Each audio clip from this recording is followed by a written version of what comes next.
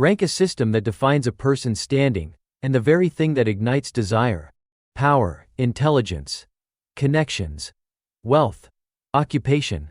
In this era, everything is assigned a rank. And it's within this world that the journey of a young boy begins. Tully Village, nestled in a small valley, was surrounded on all sides by lush, green mountains and forests. A boy gripped an axe tightly and brought it down hard onto a block of firewood. His name was Ro, 16 years old, a resident of Tully. After a hard day's work, he glanced at the stack of chopped wood and wiped the sweat from his brow. All right, finally done. Just then, Ben ran over and called out, "Hey Ro, can you help me plow the fields later?" Ro agreed without hesitation. Yeah, sure. But before he could finish speaking, a loud shout rang out, "Hey!" followed by a thunderous kick to Ben's back that sent him sprawling to the ground, crying out in pain. Yuna stood with her hands on her hips, pointing at Ben's face as she scolded, "Stop asking Ro to do everything for you." Ben picked himself up, mumbling, "But Ro always looks kinda spaced out, and he's got free time anyway." Yuna snapped, "That's just how Ro is. He's always been a bit of an airhead." She lunged forward, grabbed Ro by the collar, and gave him a good shake. "Because you keep helping everyone, they treat you like a tool. That's not okay at all."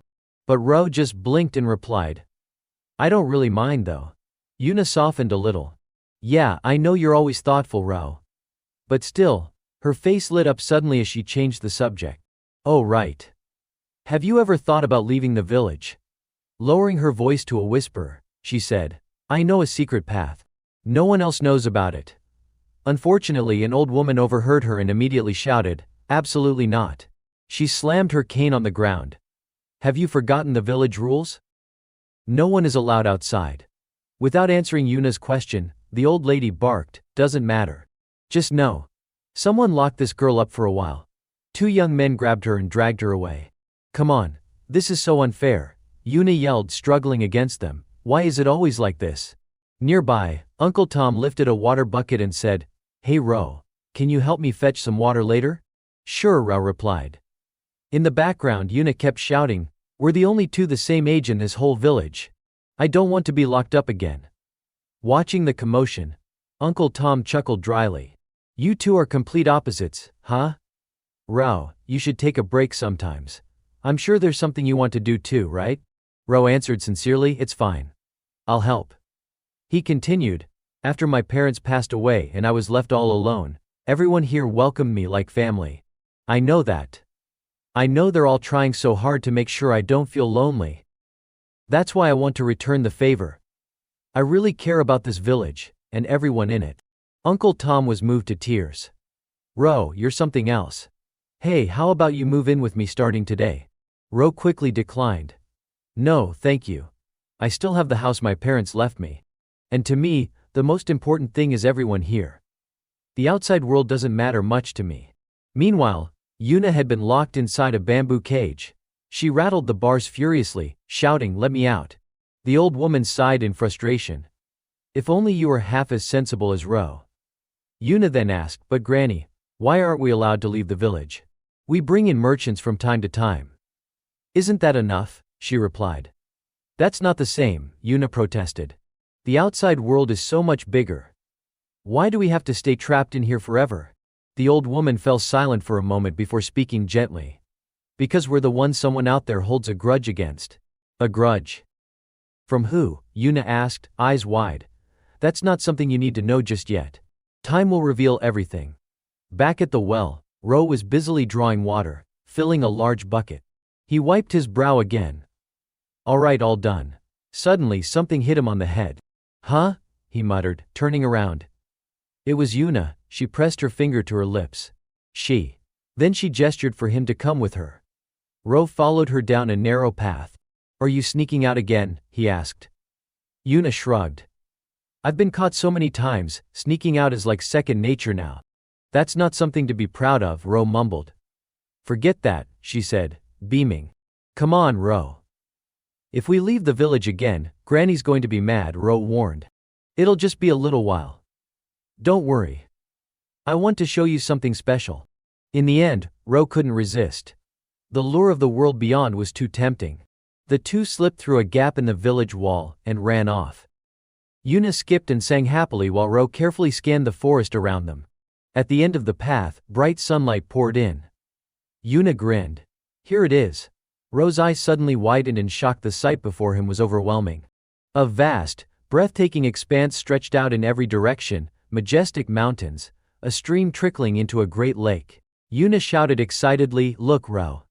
This is the outside world. It's really this huge." Ro let out a stunned, "Hua," his face lit up with awe. "This is amazing." Yuna glanced over at him, then pulled out a book and flipped through it. "Hey Ro, do you know the rules of the outside world?" Ro blinked. "Rules? How would I know anything like that?" Yuna opened to a specific page. According to this book one got from a merchant, the outside world runs on a ranking system. Adventurers, couriers, doctors, musicians, there are all kinds of rankings, and people listed on them are called rankers. She leaned in, eyes gleaming. Even weapons, food, power, and wealth get ranked. Everything does. And everyone out there is seriously competing with one another. Ro carefully read through the pages. So this outside world had its own system, its own laws. Yuna nodded eagerly. It's not like the laws of our village. It sounds way more exciting. I want to become a ranked adventurer. I want to travel the world and compete with challengers from everywhere. One day, I'll be a legendary adventurer respected by everyone. Ro looked into her blazing eyes and murmured, "But the village rules say we're not allowed to leave." Yuna shouted, "I don't care. I've already made up my mind. I'm going." Suddenly she held her hand out toward him and said, "So come with me, Ro. Let's go on an adventure together. You should see the outside world too." Ro was caught off guard. "Huh?" Yuna asked quietly. "Do you remember? When we were 5, that time I was attacked by a giant bird? You saved me." Ro blinked. "Really? I did that." She nodded confidently. "Yeah, I think there was even a green light glowing around you." Ro thought to himself, a green light. Yuna's tone turned serious. "Ever since then I've known. You might act a little spacey sometimes, but when it really counts, you're stronger than anyone I know." She stretched her hand out again, smiling brightly. "You'd shine even brighter out there. So let's go explore the world together." The thought of exploring the unknown stirred something inside Ro, but after a long pause, he lowered his gaze.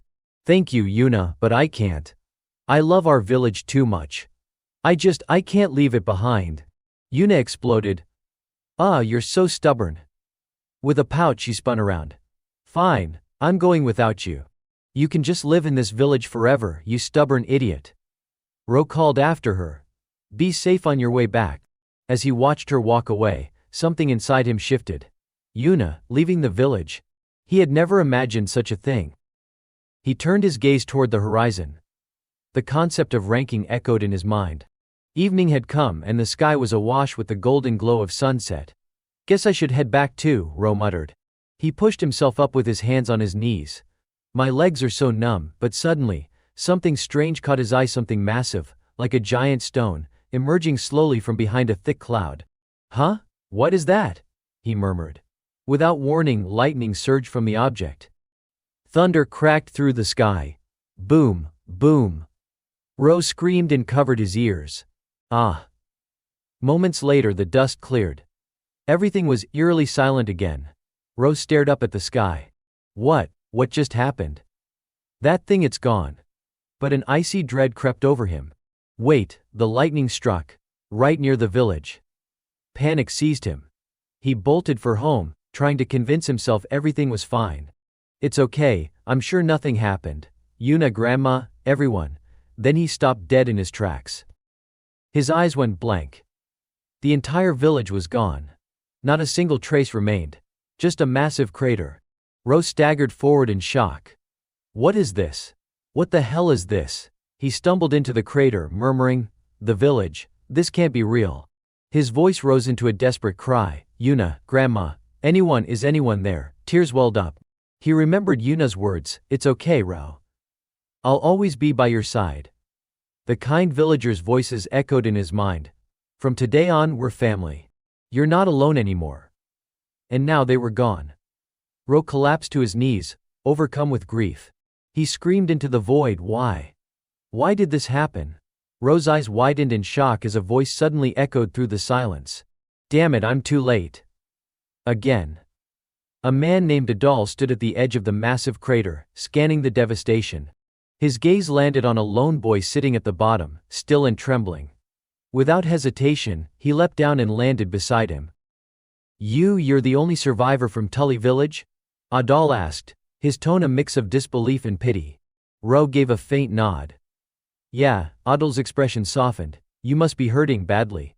Trying to offer some comfort, he added, don't worry. That island, whatever it was, it's gone now. Ro's eyes lit up in confusion. Island? He clutched Adal's sleeve, voice cracking. You know what that thing was, don't you? Please tell me what happened.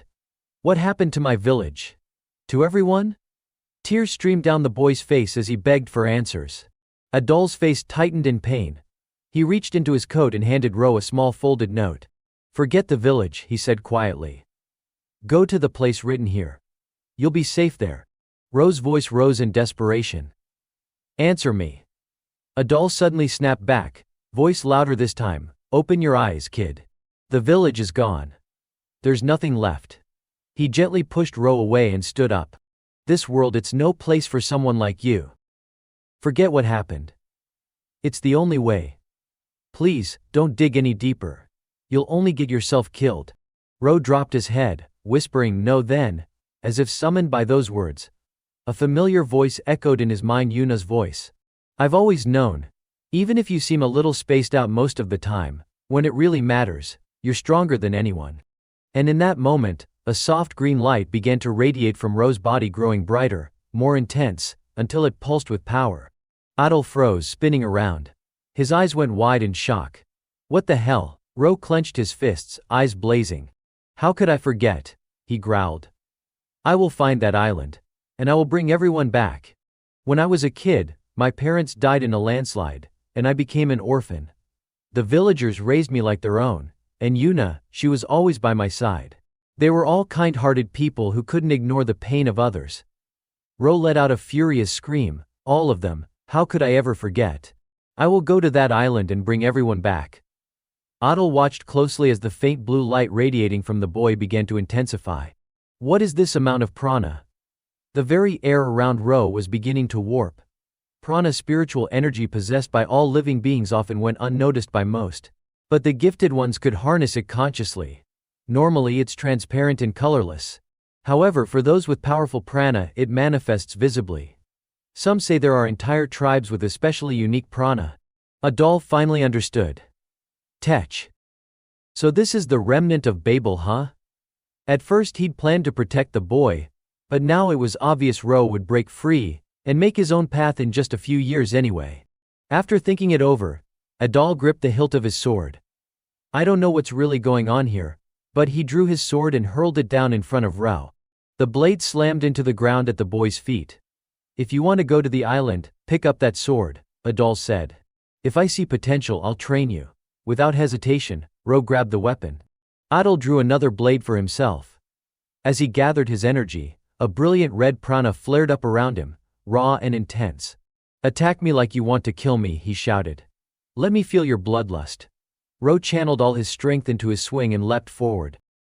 The blade came down hard, aimed right at Adal's body. He's a total rookie, Adal thought. But this pressure, and more than anything, that prana isn't ordinary. This kid, he's the real deal. For the first time, the blank gaze in Ro's eyes transformed. There was bloodlust in them now. A thunderous series of booms echoed through the small valley. After the clash, Adal explained the truth behind the strange phenomenon that had destroyed Tully village. That thing was called the Island of the Gods, he said. Usually it floats in the middle of the sea. But sometimes it appears out of nowhere and swallows up entire landscapes, people, land, everything. I tried to stop it, but this time I was too late. He looked serious. There's a rumor that anyone engulfed by that light gets transported to the Island of the Gods. Ro's voice trembled. If I touch that light, what'll happen? I told you it's just a rumor, Adal replied. Even if you're still alive after that, no one knows what kind of fate you'd face. Then, what should I do? There's one official method, Adal said. Become a top-ranked adventurer, make it into the top 10. Adventurer rank? Adal nodded. Adventurers are professionals who explore and map out uncharted lands. It's the largest and most competitive ranking. And the ones at the top, they're monsters. If you can break into the top 10, you'll earn a chance to reach the Island of the Gods. He added. From the moment it was discovered, the Island of the Gods has always held the #1 spot on the danger zone rankings. Almost no one who goes there comes back. Do you still want to go? He asked. Ro's response was calm but resolute. Yes. Seeing the unwavering determination in the boy's eyes, Adol finally gave his answer. All right, I'll train you for 1 year. But I only teach swordsmanship. After that, use me as a stepping stone and climb the adventurer ranks yourself. Adol finally introduced himself. I'm Adol, top-ranked knight, the strongest among all knights. What's your name? The boy raised a hand and answered simply Ro. Then he reached out and clasped Adol's hand firmly. Adol smirked. Ro, I won't go easy on you. No matter what, remember this, you're the first person who ever managed to cut me, in a single blow. On Adol's chest, a long tear in his shirt served as undeniable proof. A year of hell had begun. Ro's hands and feet blistered, then burst open. His muscles tore apart, bones crushed, and blood poured from every opening on his body. After that, Adol stopped mentioning the Island of the Gods altogether. From then on, it was up to me to figure things out on my own. If I couldn't handle it, he was silently telling me to give up. But I believe the villagers are still alive. All I can do now is keep believing that. Why did the entire village disappear? What exactly is the Island of the Gods? To uncover the truth, I'll climb the adventurer rankings. Ro pushed through everything with sheer determination. 1 year later, he and Adol stood before a dirt path leading into the village.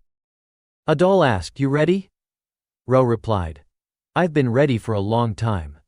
With his eyes closed, he remembered what Yuna once said, I want to become a top-ranked adventurer. Ro, let's go together. Let's go explore the world. Yuna, the one who had always dreamed of the world beyond, had vanished. And now I was the one setting off. Her dream, just for now I'll carry it for her. Let's go, said Adol. Yeah, Ro replied. Then Adol remarked, You've gotten taller. Ro answered casually, still growing. The disciple of humanity's strongest knight, his journey toward the Island of the Gods had officially begun. Tully village belongs to the kingdom of Baltar. To reach the Island of the Gods, one must first travel to the royal capital, Trakista. At this moment, inside the Trakista branch of the Assessment Bureau, thick stacks of ledgers were piled high on Look's desk. The girl had fallen asleep face down on her paperwork. Outside, the crowd buzzed with excitement. Look over there, come on, take a look, it's almost time. Suddenly Look jerked awake, shouting, Crap. I overslept. He dashed into the hallway, where he ran into Mina, who immediately scolded him. Don't tell me you stayed up all night looking at the rankings again. Look replied without shame, What's wrong with that? I work for the Assessment Bureau. That's exactly why you shouldn't be overworking yourself, Mina shot back. You need to take care of your health. You're not stuck behind a desk like me, you make decisions that affect a lot of people's ranks, right? The Assessment Bureau, an elite profession that sends representatives around the world to evaluate rankers and update their rankings fairly. It demands vast knowledge, deep expertise, and sharp judgment to accurately measure strength and skill. Anyone hoping to become an assessor must pass rigorous tests. It's a role reserved only for the chosen few, and is considered one of the toughest jobs in the world. Look shrugged modestly. I may work at the bureau, but I'm still a low-level employee. If I want to do what I really want, I need a promotion. And for that, I've got to work even harder. Curious, Mina asked. And what is it you really want to do? Grinning wide, Look replied. Oh, a little bit of everything. She gave him a sly look. If you want to climb the ranks at the bureau, the best way is to become the personal agent of a talented ranker, right? Look sighed. True, but there aren't many rankers who catch my eye. Aha, see. Your standards are way too high, Mina teased. It's not that, Look said plainly. It's just that most rankers nowadays are too half-hearted. Back in the day, the ranking wars were brutal. Now the top spots on every leaderboard barely change. If that's the case, what are we even doing at the bureau anymore? The value of a ranking lies in how often it's updated. You're such a ranking freak, Mina chuckled. Guilty as charged, Look replied proudly. Hearing that, she could only sigh in defeat. That's a serious case you've got there. Look mumbled to himself, seriously, isn't there anyone out there? Someone who can shake up the entire system, Opening the door, Mina gestured and said, "That person might already be in here." They looked out at a packed lecture hall, full of applicants. Look asked, "This is the third time we've held the adventurer ranking registration exam this year, right? Is it always this crowded?" "Usually it's less," Mina replied. "But the number of applicants has shot up since the Azabon forest was added to the danger zone list 2 months ago." "Ah, that explains it," Look muttered. Mina stood at the podium, scanning the crowd. "There are quite a few promising ones this time," she observed. "Like that guy mercenary ranker, Owl Darkis, currently ranked 753. He's the leader of the Red Wolf Mercenary Company, a hotshot up-and-coming group gaining national recognition. Over there is Eddie Markman, an archer ranked 402. The Markman family is famous for their archery lineage. His father held the No. 2 spot in his prime, and his older brother is currently ranked 7. Eddie might be young, but there are already rumors his arrow speed is in the double digits. The kid's got potential. There are plenty of other standouts, too," she added. Like that one. Look peered at the candidates and guessed. Merchant ranker, knight ranker, sailor ranker, and a scout ranker? Mina's eyes widened. "Who? You got all of them right," he chuckled. I may not look like it, but I'm from the appraisal bureau. Just a quick glance, and I can already tell what ranking someone's in." The adventurer ranker title was extremely useful, so much so that many people eventually sought to obtain it. It was also a mandatory requirement to access certain restricted zones, like that forest over there. Suddenly the bell outside chimed. Mina rushed over and called out, "Someone's here to register. Please wait a moment." She stepped up to the reception desk and smiled. "Welcome." Ro gave a polite bow and said softly, "I was instructed to come here to register for ranking." Mina's tone brightened. "Ah, yes, that's right. The ranking system is managed and operated by our appraisal bureau. Our staff are dispatched all over to assess rankers' achievements and abilities, which is how we determine rankings. Updating your rank can be done anywhere, as long as a bureau officer is present. However, initial registration must be done at one of our branches." "I'd like to register for the adventurer ranking," Rose said. Mina smiled warmly. "Perfect timing.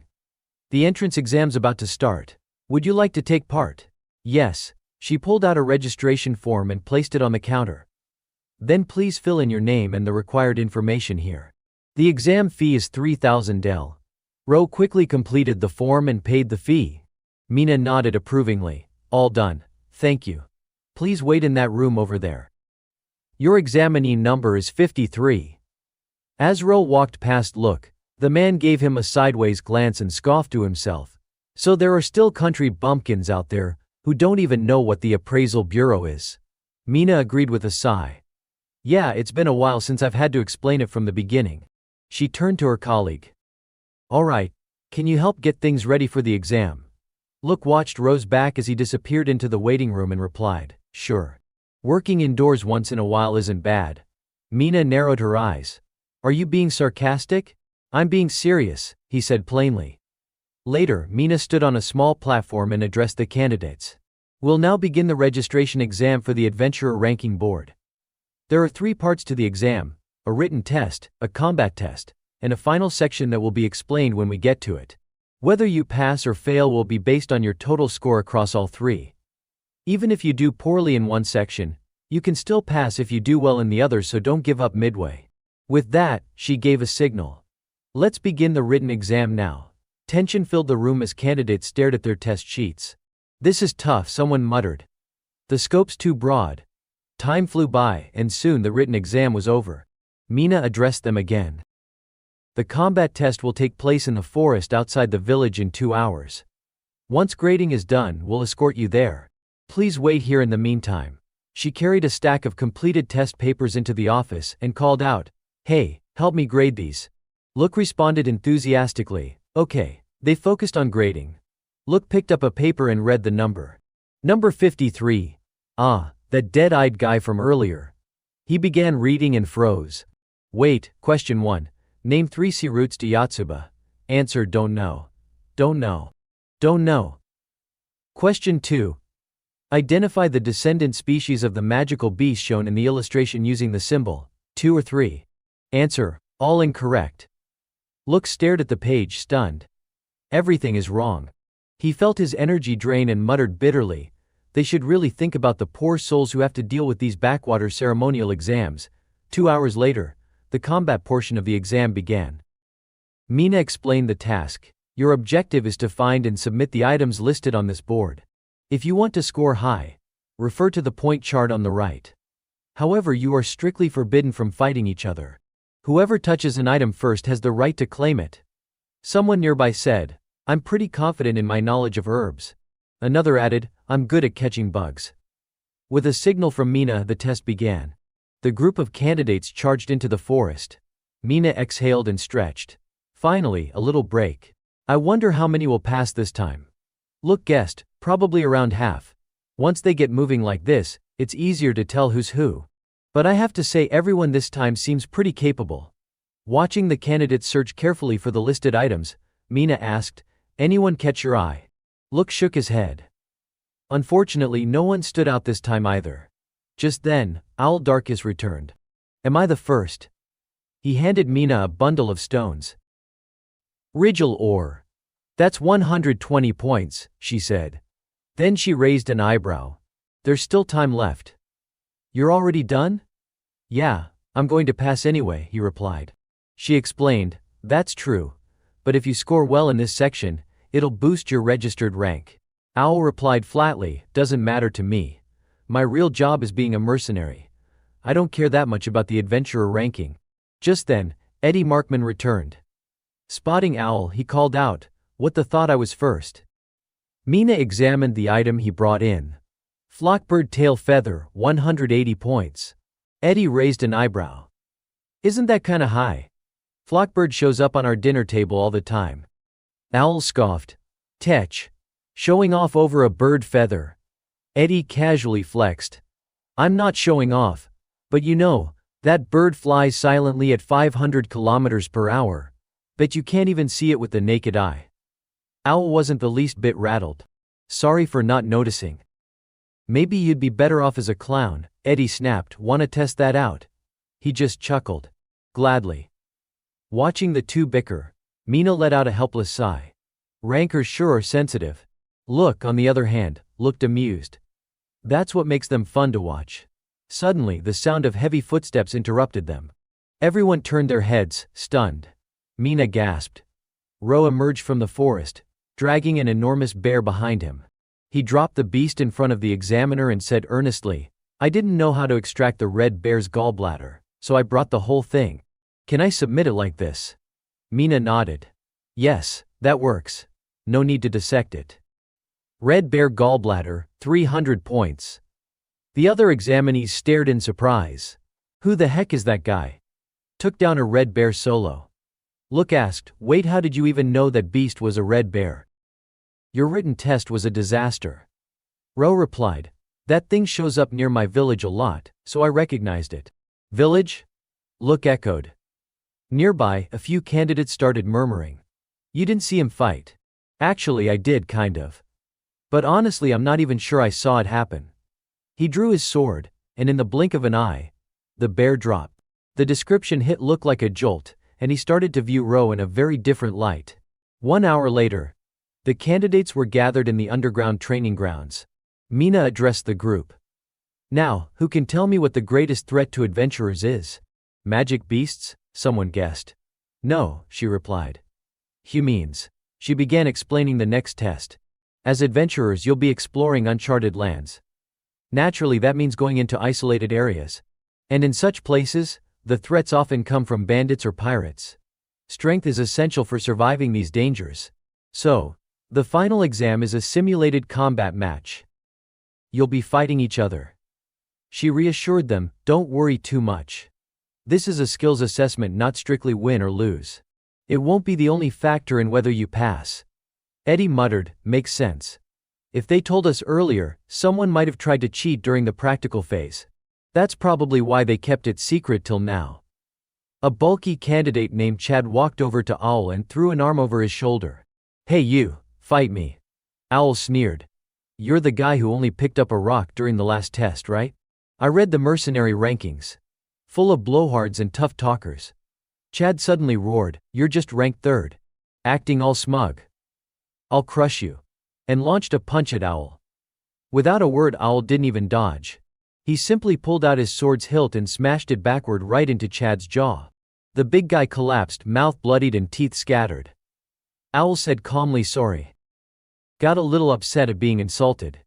Mina adjusted her glasses and muttered, "Well, he failed a while ago anyway. I'll pretend I didn't see that."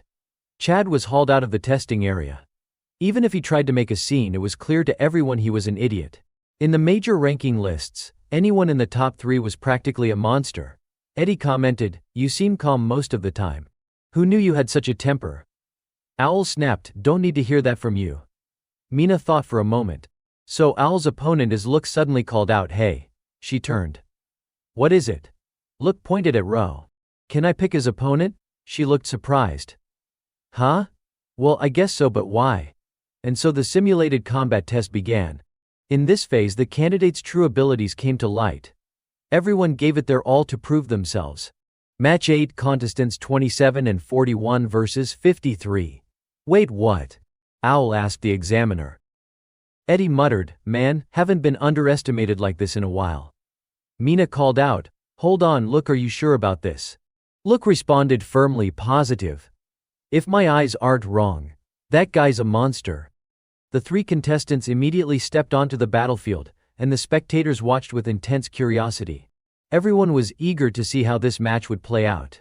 Ro maintained a cold expression. Owl looked confident, and Eddie was clearly no pushover. Owl, darkest leader of the Red Wolf Mercenary Corps, was no ordinary fighter. Just last year, the Red Wolf Corps made headlines when they wiped out the entire Khmer Mar Mafia, which was ranked 62nd on the underworld leaderboard. Rumor had it that Owl himself took down 7 of their enforcers, including the mafia boss, all by himself. Then there was Eddie Markman, heir to the prestigious Markman family of archers. He received elite training from his own father, a former second-ranked archer on the leaderboard. By the age of 5, Eddie had already made his debut on the rankings, and was recognized as a prodigy across the archery world. Facing off against these 2 powerhouses was an unknown teenage boy. "Match, begin," Mina shouted. Eddie immediately fired an arrow at blinding speed, but Ro raised his sword and cleanly sliced it in half. Owl charged in for a head-on strike, his twin swords clashing violently against Ro's blade. As a disciple of the strongest knight among humans, Ro's swordplay was lightning fast and overwhelmingly powerful. Owl parried his strikes with all his might, holding his ground without flinching. Spectators were stunned. "Hey, did you see anything just now?" one asked. "I could only hear the sound," another replied. Seizing a brief opening, Ro disarmed Owl, sending his sword flying. Just as he moved in to finish the fight, a volley of arrows came flying in. Ro quickly turned and intercepted them, splitting one arrow in 2 with his sword, and deflecting the other 2 off course. One of them struck the wall, grazing a contestant's neck and leaving him pale with fear. The battle paused for a moment. Owl blurted out, "A swordsman? No, is he at night tier?" Eddie replied, "I was thinking the same. But I've never seen anyone like him." Ro asked, "You 2 are ranked on the leaderboard too?" Eddie nodded, "Archer ranking -402. Owl chimed in, "Soldier ranking -753. Ro took a breath and focused his energy. "I see.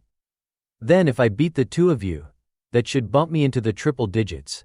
A vibrant surge of prana exploded around him, glowing bright green across the arena.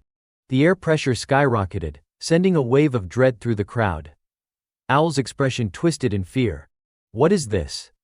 His aura, it suddenly spiked through the roof. Look stood frozen. "This is prana. So massive, it's visible to the naked eye." Eddie drew his bow again, eyes narrowing. "Rankings aren't based on class alone. I might be 402 among archers, but in the sharpshooter category where accuracy is everything I'm ranked 78. Just as he finished speaking, a blur flashed past him. Eddie collapsed to the ground, unconscious. Ro had moved like a bolt of lightning. No one even saw how he landed the blow. Owl stood frozen, unsure of what to do. Ro advanced without hesitation. His eyes were intense and unforgiving. Owl hesitated, and in an instant Ro appeared behind him, cold steel at his throat. "Well, wait. I surrender." Owl cried out. "I've still got a job after this. If I pass out like that kid, it'll be a pain." Hearing this, Ro lowered his sword and sheathed it. "I see," he replied calmly. Owl wiped the sweat off his brow, glancing at Ro with awe and fear. What a monster. Who the hell is this guy? The rest of the contestants were visibly shaken. Holy crap, he just took down 2 people who are already ranked. Even Look was left speechless. Mina finally called out, "That's enough. The winner is contestant number 53. Just then, she noticed Look running off in a hurry. Where's he going? Look rushed into the archives and powered up a computer. The Appraisal Bureau's database displayed the profile of contestant number 53. Name, Ro Tully. 17 years old. Never registered on any official ranking. With skills like that. He reread the data carefully. Now that I think about it, he really didn't seem to know much about the Bureau at all. If he lived somewhere remote, I guess that'd explain it. No criminal record, no ties to any special religious groups either. Look's hands trembled slightly. Jackpot. A talent like this buried all these years? He bolted out the door and shouted at the top of his lungs, Ro Tully. Let me be your exclusive appraiser. But by the time he got outside, Ro was already surrounded by a horde of eager appraisers. A young woman chimed in. Hey you. You should totally let me be your exclusive appraiser. An older man cut in. Hold on, wait a sec, clearly, I'm the better fit for you. Look froze in place. Damn, one step too late.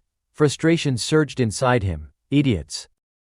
You're not supposed to throw out exclusive partnership offers before even investigating someone's background properly. Meanwhile, Ro was still clueless about what was going on. He asked hesitantly.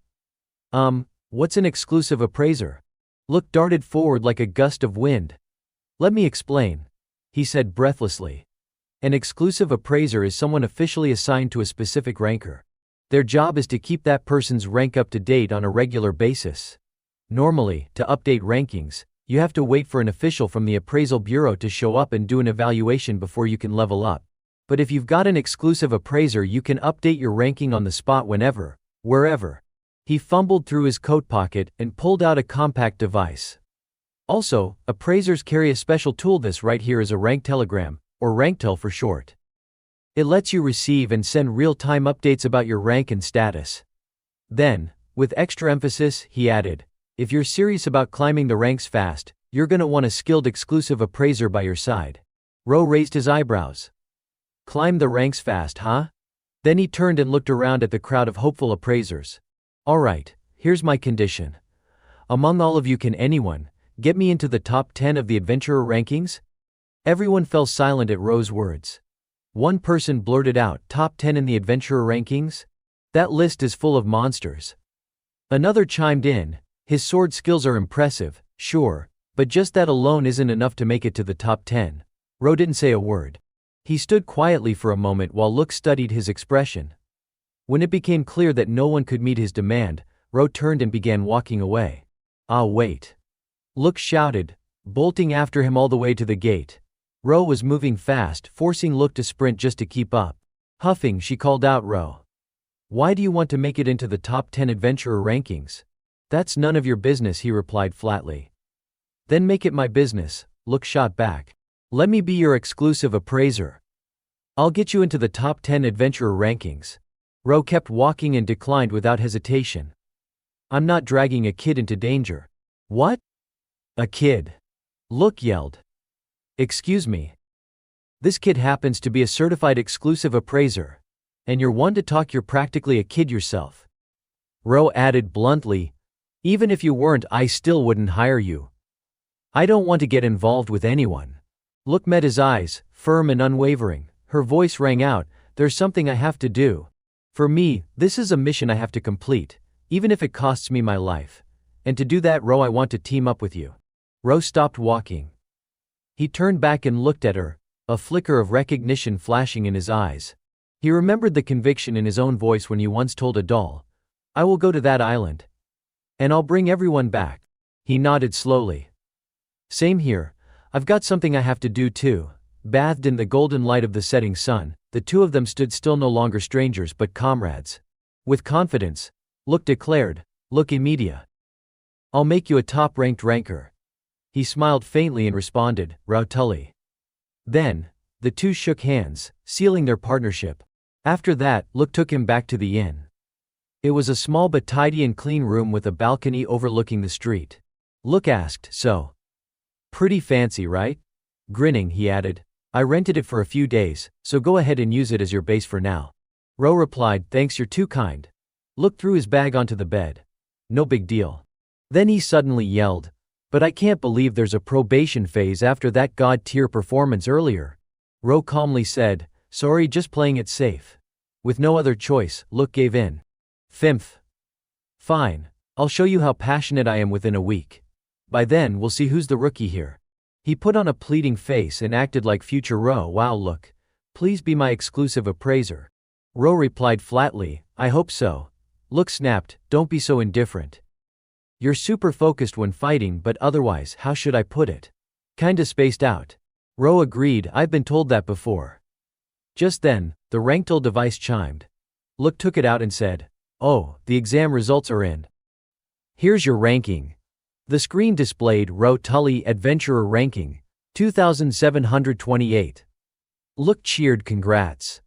You passed the Adventurer Ranking test. Surprised. First-time applicants rarely make it into the 200s. That's seriously impressive. Ro, however, wasn't satisfied. I was expecting triple digits. Look looked stunned. Huh? Why? Ro explained. Because both opponents I beat during the exam had 3-digit ranks.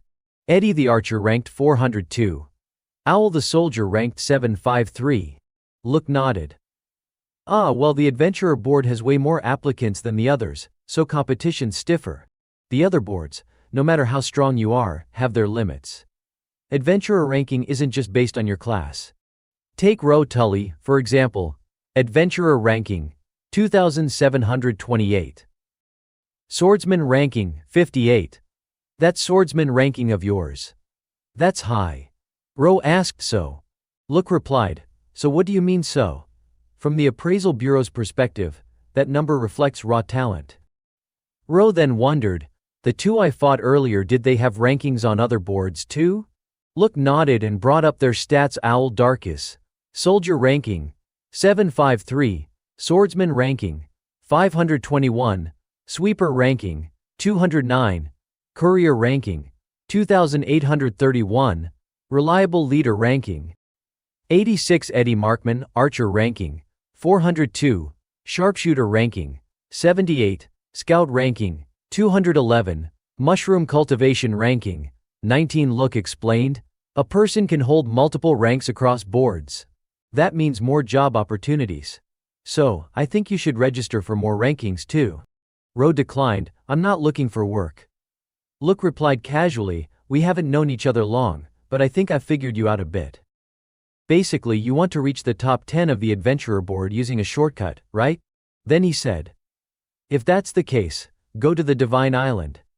Ro looked surprised. How do you know? Look answered slowly. Because that's the only special privilege granted to top 10 adventurers. He continued.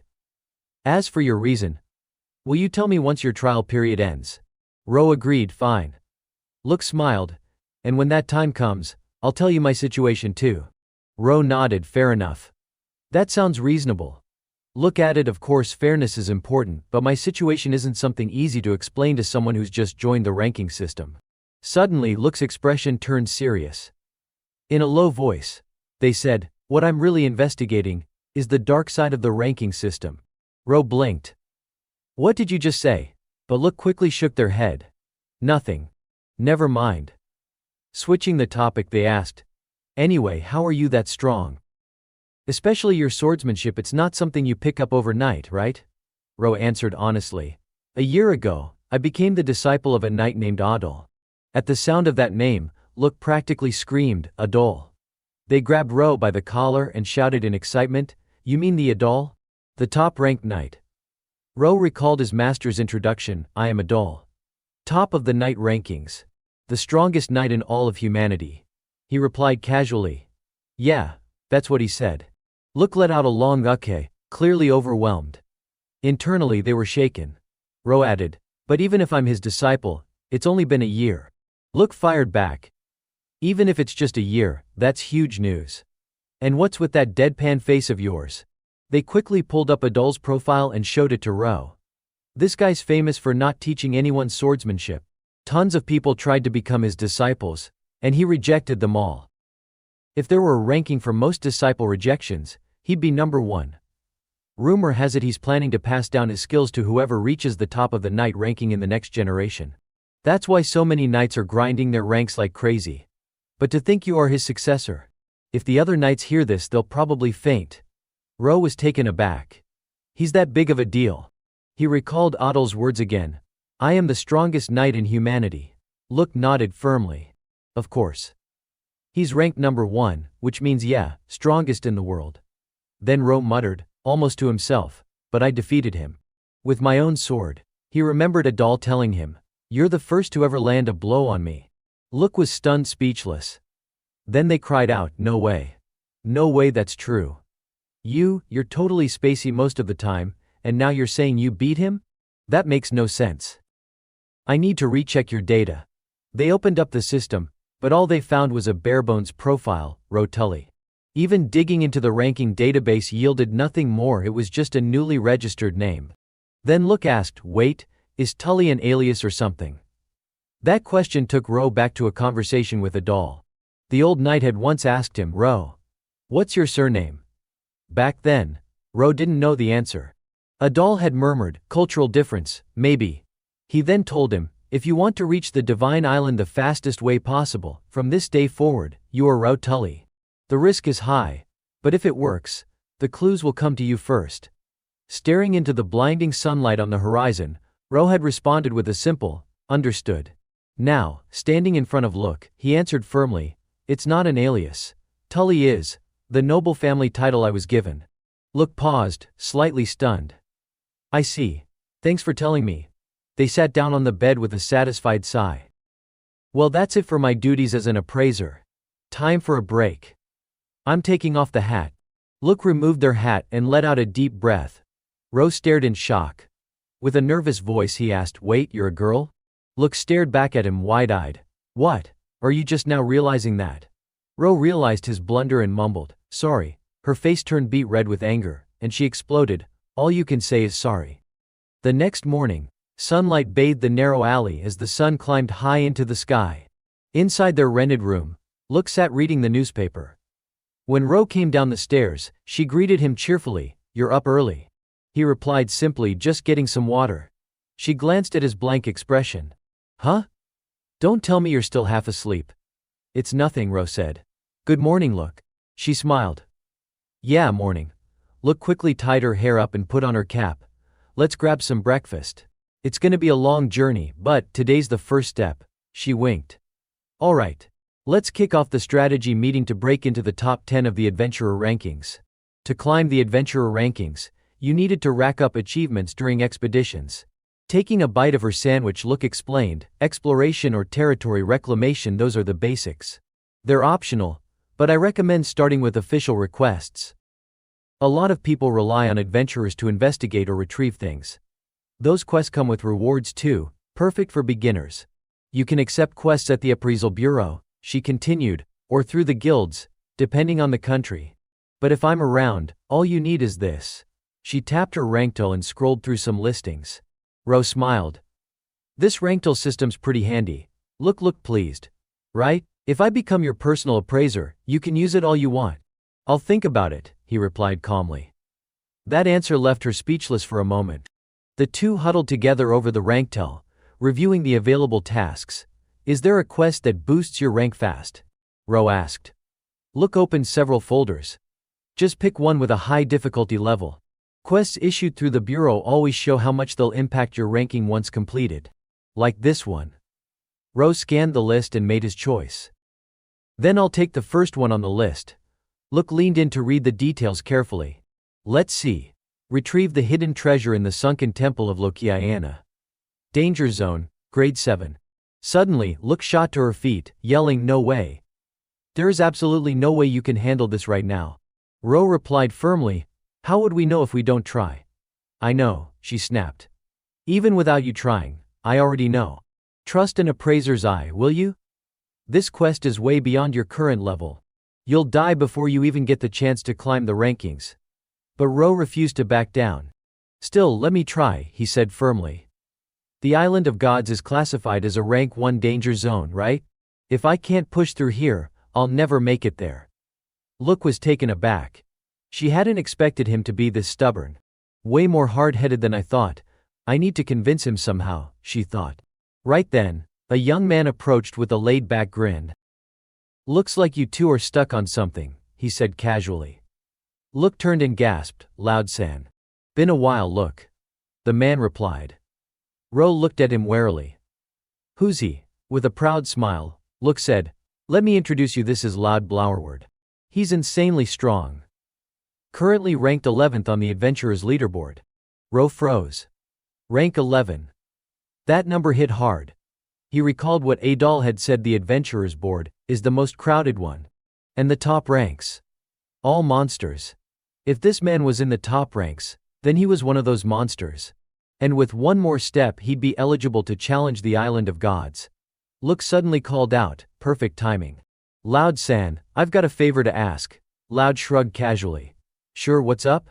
Without hesitation she shouted, Ro, please beat him. Later in the training grounds, Look and Ro stood waiting. Eventually Loud strolled in, a long spear in hand. Sorry to keep you waiting, he said. Didn't expect to get challenged today. Had to borrow a weapon, this spear's a bit light. But it'll do. Ro bowed politely. My name is Ro Tully, sir. Loud chuckled. No need to be so formal. You'll find that the Adventurers board doesn't care much about titles. Just strength. I've had my ranking updated by Look before. She's good, knows her stuff. And more importantly, she's got this fiery belief in building the most accurate rankings out there. You don't find that kind of passion often in appraisers. He twirled the spear in one hand and, mimicking Look's voice, said with a grin. Now go teach this stubborn newbie some respect. She seems to care about you, you know. Ro wasn't swayed by the flattery. He focused on Loud, analyzing him. Just looking at him, I can already feel his strength. If I charge in carelessly, he'll pierce me before I even get close. From the sideline, Look shouted Ro. This is a golden opportunity. You need to experience just how vast this world really is at least once. He lowered his gaze for a brief moment. The vastness of the world. He had seen it. The memory of the Island of Gods decimating Tully village was etched deep into his heart. Raising his head, Ro pointed his blade at Loud. A fierce wind swirled as his prana flared up, dense and powerful. The duel between Tully, ranked 2728, and Loud Blowerward, ranked 11 among adventurers, officially began. Both fighters launched forward at once, clashing in a flurry of attacks. Ro poured all his strength into his sword, unleashing a rapid series of strikes. Loud moved like lightning, deftly sidestepping while assessing his opponent. He's channeling prana into his armor and releasing it through his slashes. Is he increasing his speed by wrapping prana around his limbs? Loud handled his spear with masterful precision, but something about Ro's swordsmanship caught his attention. That technique, it can't be. The Sword Saint style only has one successor. There's no way the old man would pass down such a sacred sword style to some kid like this. Suddenly Ro appeared behind him. Now's not the time to be spacing out, right? He said. Loud instinctively swung his spear back, blocking Ro's blade just in time. Loud smiled calmly. Oh, I'm not spacing out. I'm enjoying myself. He coughed lightly. He's a seasoned fighter, no doubt. The duel intensified, weapons clashing in a rapid, ear-splitting rhythm. Just looking at his prana output, he already surpasses me in some ways, Loud thought. And that shimmering glow. He suddenly leapt backward, narrowing his eyes. What race are you from? He asked. Ro blinked. Race. Loud grinned. Playing dumb won't help. That kind of prana glow, it's not something you achieve with training alone. He twirled his spear casually. But whatever. If you won't say it, I'll force it out of you. He slammed his spear into the ground and asked, You can use incantation arts, right? Ro looked more confused than ever. Incantation what? Loud began to concentrate. His golden prana flared out in waves as he muttered an ancient chant under his breath. Wild steed tears through the veil of storm. Across the mountains, chasing the breath of spring. Beneath the sun, copper hills divide. Reflections swirl 1,000-fold, seeking the stillness, turning the gears of fate. As the spell activated, a magical formation spread beneath his feet. Illusory swords filled the air, their power crackling and overwhelming. The pressure was immense, so much so that Look, watching from the sidelines, was struggling to breathe. But Loud wasn't finished. He continued racing through sky-bent trails, soaring in silence. The tribe's tongue seals the madman's howl. He glanced at Ro, who still hadn't moved. Go on, Loud warned. Use your own incantation. Otherwise you're dead. Ro remained frozen. He stared at Loud, completely blank. He had never even heard of incantations before. Loud's formation was complete. He gently adjusted his glasses, and Ro let out an exclamation. This is it. Loud extended his hand forward, and a barrage of illusory swords shot straight toward Ro. Sensing the danger of the technique, Ro braced himself and fought back with all his might. A sword aura grazed his arm, leaving a small tear. Ro grunted in pain. Loud remarked, that won't do. A regular sword can't block this spell. With a snap of his fingers, swords rained down like a storm, forcing Ro into a desperate struggle to defend himself. He strained to hold his ground against the onslaught. A doll had once told him, Ro, you're still pretty clumsy when it comes to controlling prana. But once you get the hang of it, you'll gradually master the techniques. Back then, Ro hadn't even understood what techniques meant. A doll had raised his sword, examining it closely, and demonstrated the first move, the simplest technique, Tempest Flash. Now, in this moment, Ro channeled his energy, pouring prana into his sword, and unleashed a powerful counterattack. A terrifying surge of force hurtled toward Loud. Surprised, Loud muttered, too fast. He spun the spear in his hands, blocking the incoming energy. As the sword aura dissipated, Ro appeared right in front of him. Loud continued his assault with the illusory swords, leaping back a few steps to assume a defensive stance. Boom, boom, boom. Ro countered fiercely. At this point, Loud heightened his guard. He delivered a slash so swift that the naked eye could barely follow it. But then, Loud poured more strength into his arm and hurled his spear at Ro. Ro raised his sword to block, and the spear's tip clashed against the blade, yet its trajectory remained unchanged. In an instant, it knocked Ro backward, sending his sword flying from his grip. Before Ro could react, Loud exclaimed, impressive. But with another snap of his fingers, he added, still, this wall is too high. All the illusory swords turned toward Ro. Both Look and Ro felt a surge of anxiety. A glint of killing intent flashed in Loud's eyes as he growled, don't underestimate the adventurer rankings. Ro scrambled to get up, but it was too late. The illusory swords rained down like a torrent. Damn it! Ro cursed as explosions erupted, boom, boom, boom, kicking up dirt and dust in a massive cloud. Ro lay sprawled in the center of a large crater. The destructive power of the technique was staggering. The air fell eerily silent. The victor, Loud Browerward, rank 11 adventurer. Loud stepped forward to face Look and asked, satisfied? The girl smiled. Yes, thank you. Ro, lying defeated, likely understood now. Loud's tone grew colder. You sure have a way with words. Even until the very end you believed that kid could win, did you? Look replied softly, I just thought it was possible. Loud continued. And the basis for that belief? It's because Hez Adel's disciple, right? Look answered quietly. You noticed, huh? Loud spoke calmly. I knew it the moment I saw that super speed slash. That's a technique from the Swordmaster School. But is that really okay? The Sacred Sword School is only passed down to a single successor. It's the strongest swordsmanship, inherited by high-ranking knights across generations. Yet that kid received it. For a knight, having their creed taken like that is as good as having their faith stolen. Hearing this, Look clutched her head and groaned, you're probably right. Maybe I should stop Ro from crossing paths with any high-ranking knights from now on. Loud nodded in agreement. That'd be wise. At worst he could lose his life. If he operates as a high-ranking knight, things might go smoother. But Look suddenly recalled something Ro had once said. Me too, I have something I absolutely have to do. That stubborn kid would never accept such a suggestion. She turned to Loud and said, that? Yeah, probably impossible. The girl suddenly shifted to a different topic. Oh, but actually the reason I believe in Ro isn't because of the holy sword style. It's because he said he landed a clean hit on a doll and I believe him. Loud Sen exclaimed in shock. A clean hit? On a doll? That's impossible. With his current level there's no way he could have done that. Look nodded in agreement. I think so too. But Ro isn't the type to lie. There must have been some kind of twist to it. Lao Tsen glanced at the boy. The holy sword style was already a surprise, but from what I sensed, that prana flow. He suddenly walked toward his spear. Lao Tsen? Look called out.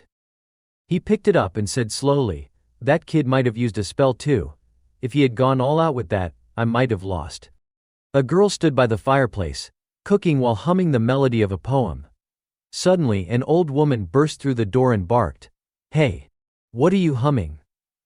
That stupid poem is the reason we can't go outside, you know that? Don't ever let it leave your lips again. Got it?" The girl immediately fell silent and bowed her head. "I'm sorry, Ro." Ro jolted awake. He found himself lying on a small bed, his body covered in injuries. Sitting up, he asked, "Where am I?" Look's voice rang out in relief. "You're awake," she exclaimed. "This is the infirmary of the Evaluation Bureau, Ro. You've been out the entire day." "The whole day?" he asked. She nodded. "Yep. It was like someone flipped your off switch. The doctor said you were suffering from severe mental fatigue. I don't know what kind of burden you're carrying, but aren't you pushing yourself too hard?" Ro remembered Lao Tsen's illusionary sword. That technique had taken him down in one strike, and after that, everything went black. After a brief pause, he muttered, "Maybe you're right." Look stared at him for a moment before suddenly leaning in and asking, "Ro, there's something important I want to talk to you about. Have you ever heard of incantations?" He shook his head. "No," Look explained, "incantations are a special way of using prana. Only certain races can wield them, and many of the top-ranked warriors are skilled in their use." "Is Loud one of them?" Ro asked. She nodded. "Yes, he's a warrior from the Browerword tribe. They're a battle-oriented race, excellent hunters, and live in the southern marshlands. Because their incantations are usually passed down orally in poetic form, people refer to them as incantations. It's also tied to genetics, so it's really difficult to learn them once you're an adult." It was the first time Ro had heard of such a thing. "Incantations, huh?" Look gave him a serious look. "Lao Tsen seemed to think you might possess one too. Do you have any clue?" "Any clue?" Ro dug through his memories. That girl in his dream, she had been humming a poem too. He looked up and answered, "I think I might." Look's eyes lit up. "That's great. Incantations are an invaluable asset to any high-level fighter. I'm even more convinced now, Ro. You have what it takes to become a top-ranked warrior." She quickly pulled out her ranktel and started scrolling. "Which is why I've already found the perfect mission for you. It's an investigation of Azaban Forest. 2 months ago, it was reclassified as the 48th most dangerous zone during an ecological survey." "An ecological survey?" Ro asked. "So, I just need to investigate the wildlife or something?" "That's part of it," Look replied. "But recently, people have been disappearing in that forest one after another. Adventurers who accepted similar missions have vanished without a trace, one by one. It started with those around level 1000, but lately even someone ranked in the top hundreds disappeared. If you can uncover the cause of these disappearances, I estimate you could climb 200 ranks. You're currently at 2729, which means you could reach around 2500. But the risks are a lot higher." Ro stood up at once. "I'll take the mission. You recommended it because you believe I can handle it, right?" "Of course I do," Look replied confidently. "So let's get the paperwork done and accept it officially." She added, "Just so you know, there are protected species in Azaban Forest that are off limits for hunting, and some areas are restricted. I'll be there too, so we should be fine. But Ro, you should still be careful." He suddenly asked, "What if I break the rules?" Look replied with a serious tone, "Your ranking will drop. No matter how skilled you are, if you recklessly damage the ecosystem or repeatedly fail missions, your reputation as an adventurer will collapse. Your rank is your credibility, Ro." He nodded. "I understand." Look quickly worked through the system. "All right, the mission is accepted." She grinned. "Ro, this mission is your fresh start. It's the first step to shooting up the adventurer rankings. Let's give it everything we've got." He smiled faintly. "Yeah." Scene transition. The wild, dense Azaban forest. Dalkin was taking out a low-ranked adventurer, someone who had seen him breaking the rules. He wrapped his hands around the man's neck and snarled in fury. making sure he wouldn't be able to act on what he had seen. A man nearby exclaimed, "You killed another one?" Dalkin scoffed, "So what? The appraisal bureau doesn't even bother with small fry like this." He looked at the animal cage, stomped on the lid with a loud thud, and growled, "Trying to rank up the honest way is just plain stupid." Dalkin sat down and eyed the creature inside, a small beast with pristine white fur.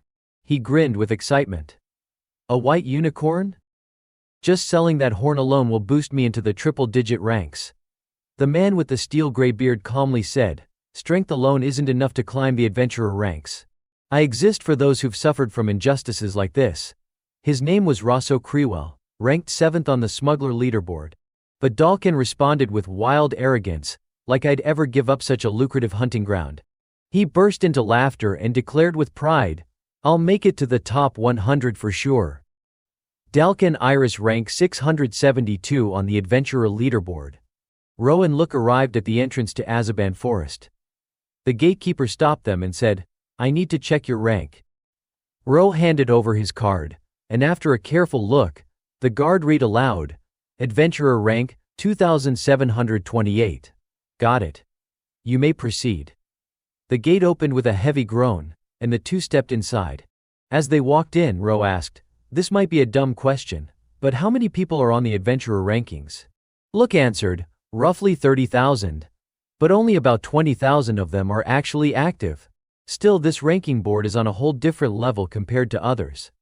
People say the adventurer rankings are in a class of their own, especially in terms of sheer numbers." Ro raised an eyebrow.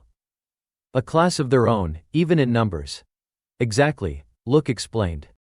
"For example, someone ranked in the 4 digits here would be equivalent to a 3-digit rank on other boards. That's why the quality of adventurers on this board is so high. A 3-digit adventurer here would easily outrank a 2-digit ranked person from another board. They're way above the guys you fought in the recent exam." Ro couldn't help but mutter, "The standard is insanely high." With a hopeful look, Look nodded and said, "All right then."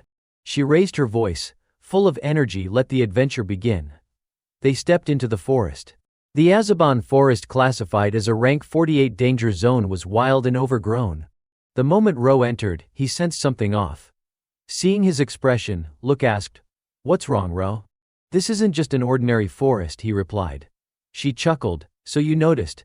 They say a seasoned adventurer can tell how dangerous a place is just from a glance." Look elaborated, "But the average person would never be able to tell, which is why the danger zone ranking system exists." Azaban Forest was added to the rankings just 2 months ago, because of a large-scale monster outbreak. And right as she said it, a swarm of insects and beasts charged at them. Look screamed, "Ro, you better protect me properly." Ro drew his sword with a calm, steady hand. "Leave them to me." With a leap he charged into the swarm, his sword slicing cleanly through several monsters at once. A massive eagle dove from above, and Ro intercepted it with a sharp upward slash. He fought like a whirlwind, dispatching enemies left and right. Terrified by the display, the remaining insects fled into the trees. Look stared wide-eyed. "Was that one of Adol's techniques?" Ro nodded slowly. "Yeah. I learned a few techniques from him. But there are still many I haven't been able to use yet." Gripping his sword tightly, he added, "I think I'm getting close to mastering the second technique." Suddenly, a massive beast emerged, a Bradorc, a rank 126 monster. Its blazing eyes locked onto Ro as it let out a guttural roar. Sensing the danger, Ro muttered, "Guess it's time for a field test." He gathered his energy, and prana surged around him like a storm. Right in the middle of the path, a lotus bloomed in light. With blazing speed, Ro struck the monster twice in succession, but the Bradorc didn't even flinch. No wounds. No reaction. It was like nothing happened. Both Ro and Look were stunned. Then the monster retaliated. They turned and ran for their lives. "Didn't work," Ro shouted. "What the hell were you doing?" Look screamed. "I thought it'd work," he yelled back. "I didn't expect the enemy to be this tough." Still running, Look reminded him sharply, "You do remember your job is to keep me alive, right?" Just when they thought they were in the clear, Look suddenly stopped in her tracks. "Ro." "A cliff," she screamed. "Jump," he ordered. She gasped, "Wait," but before she could finish, Ro had already scooped her up and leapt off the edge. Ah, dad. Look wailed in terror. Rao, however, remained perfectly calm. They landed on the top of a giant tree. With the grace of someone who'd spent years in the wild, he hopped from branch to branch and landed safely on the forest floor. Look was dazed and dizzy, her insides feeling like they'd been scrambled. Ro gently set her down on the ground and let out a relieved sigh. The moment Look caught her breath, she yelled, "What do you mean, sigh? If you were going to do that, at least give me a heads up first." Ro replied nonchalantly, "Sorry. Most of Adul's training was like that, so I guess it's become a habit." She stared at him in disbelief. "Seriously? Just what kind of training did you go through?" Ro glanced around, something felt off. "This place is," before he could finish, Look had already scanned their surroundings and excitedly exclaimed, "We're in luck. This is the target area for the survey." She went on to explain that ever since the Azaban forest was classified as a dangerous zone, its ecosystem had to be resurveyed from scratch. About 80% of the work was already done, but 20% remained. This area was part of that unfinished 20%. It also happened to be the epicenter of the recent large-scale monster outbreak. Sure enough, the region was teeming with a rich diversity of flora and fauna, some of the creatures appearing oddly shaped and unfamiliar. Seeing Ro frozen in place, Look called out, "Ro." He replied quietly, "I've never seen these plants or animals before." That's when it hit him, this was truly an adventure. The image of Yuna's radiant, excited smile flashed across his mind. "Ro, come with me, let's go on an adventure." The adventure Yuna had always dreamed of. The rustling of footsteps cutting through the grass snapped him out of his thoughts. Ro instinctively drew his sword, but Look quickly stopped him. "Wait." A white unicorn with a long sharp horn and shimmering fur emerged from the bushes. Its entire body was trembling, clearly weakened and fragile. Look gasped, "That's a rare type of magical beast." Look slowly approached the creature. Ro, puzzled, asked, "Shouldn't I finish it off?" She quickly opened her rankle and scanned the data, then replied firmly, "Absolutely not. This is a level 4 magical beast, a white unicorn. It's a rare species, nearly extinct." She knelt down beside the unicorn and removed the pouch slung over her shoulder. "It's injured. I'll take care of it." Ro looked surprised. "You know how to treat wounds?" Look answered while pulling out some supplies. "Rankers get hurt all the time, so I picked up some basic medical skills. I was the one who patched you up after Loud beat the crap out of you, remember?" She began dressing the unicorn's wound carefully. Then she turned to Ro and said, "Let's set up a temporary base here for today. As an appraiser, I can't just leave this little guy like this." Ro nodded. "All right." Suddenly, Look raised her voice, "Just so you know, protecting this unicorn counts as part of the ecosystem survey, okay? Don't get the wrong idea, I'm not prioritizing it over you or anything." Ro chuckled and waved her off. "It's fine. I get it." That night, under the canopy of trees, they built a campfire. Look lay asleep next to the white unicorn, while Ro stood a short distance away, practicing his sword technique. He gathered prana and channeled it into his blade, then struck with a technique Chung, Lian Hoa. 2 sharp slashes struck a massive tree. The prana expenditure was substantial. The strikes landed cleanly, yet the resulting damage was disappointingly minimal. Ro wiped the sweat from his brow. "Useless," he muttered. The technique still eluded him. He lay back on the ground, placing his sword beside him, and stretching out both arms. His mind drifted back to Lod's illusionary swordplay, and the man's warning, "Don't underestimate the adventurer rankings." He thought of the Broward clan's combat art, spearmanship, meditation. "I'm completely powerless," Ro whispered. "With my current strength, I can't reach divine rank. I have to become even stronger." Suddenly he sat up straight. "Didn't Look say Lod mentioned I also had a martial art?" He stared at his own hand. "A martial art, huh?" The next morning Ro was sitting against a tree, trying to catch a bit of sleep, when he was jolted awake by Look's sudden shout. "Hua!" Ro snapped to attention. "What happened?" She looked panicked. "It just started thrashing out of nowhere." Ro looked over. The unicorn was no longer weak and listless like before, it actually looked much better. Look quickly analyzed the situation. White unicorns have amazing regenerative abilities. If treated properly, they recover quickly. Since this one is still young, it normally wouldn't be so wary of humans. She paused. Then frowned. "The way it's reacting, I'd bet that wound was caused by a human." Ro was taken aback. By a human. Look pointed at the wound on the unicorn's horn. Look closely at these chipped edges, see how uneven they are. Looks like it was attacked by poachers. The horn of a white unicorn is a kind of miracle medicine. That's why they were hunted nearly to extinction in the past. Even though hunting them is banned now, demand still exists. They're still being poached and sold in the black market under the name Kirin. The beast suddenly let out a deep growl, snarling ferociously. Look was startled by its aggression and yelped in fear. The white unicorn charged straight at her. In a flash, Ro stepped forward, raising his sword just in time to block the sharp horn. Although the creature rammed with all its might, it couldn't push forward another inch. Locked in a standoff, Ro's cold, steady gaze bore into the unicorn's eyes, making it flinch. Startled, it turned and bolted back into the forest. Look shouted, "Wait, no." Ro scratched his head and said sheepishly, "Guess I scared it." "You're thinking of going after it?" "Yeah," Look replied urgently. "Even though it's recovered a bit, it's definitely not back to full strength. And besides, there's never been any official report of a white unicorn appearing in the Azabon forest before. Tracking it is technically part of the ecosystem survey." As she spoke, she threw on an extra layer over her shirt. Hearing this, Ro quickly geared up as well, strapping on protective gear and grabbing his weapons. He looked off in the direction the unicorn had fled and said, "I'll go on ahead. Be careful, Rao," Look warned.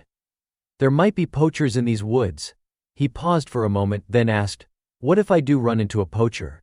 If I beat them, will my rank go up?" Look answered, "That depends on how strong they are. But it's possible." Ro dashed off like a streak of light. "Got it. I'll take down as many as I can." He sprinted swiftly through the underbrush, chasing the unicorn, but it was too fast. He quickly lost sight of it. "It went this way," he muttered. Suddenly, an arrow flew toward his face. Ro instinctively twisted his body, dodging to the side as the arrow buried itself deep in the ground just inches from his foot. Instantly, a man with a sword burst from the trees, shouting, "Tough luck, poacher. We're in a bad mood today." The stranger swung his blade wildly, forcing Ro to dodge and immediately launch a counterattack. The man noticed the faint bluish glow of Ro's prana. It looked oddly familiar. Something clicked in his mind. "Wait, stop, hold on," he yelled. Ro blinked in surprise. That voice from above, another voice called out. A boy perched in a tree joined the scene.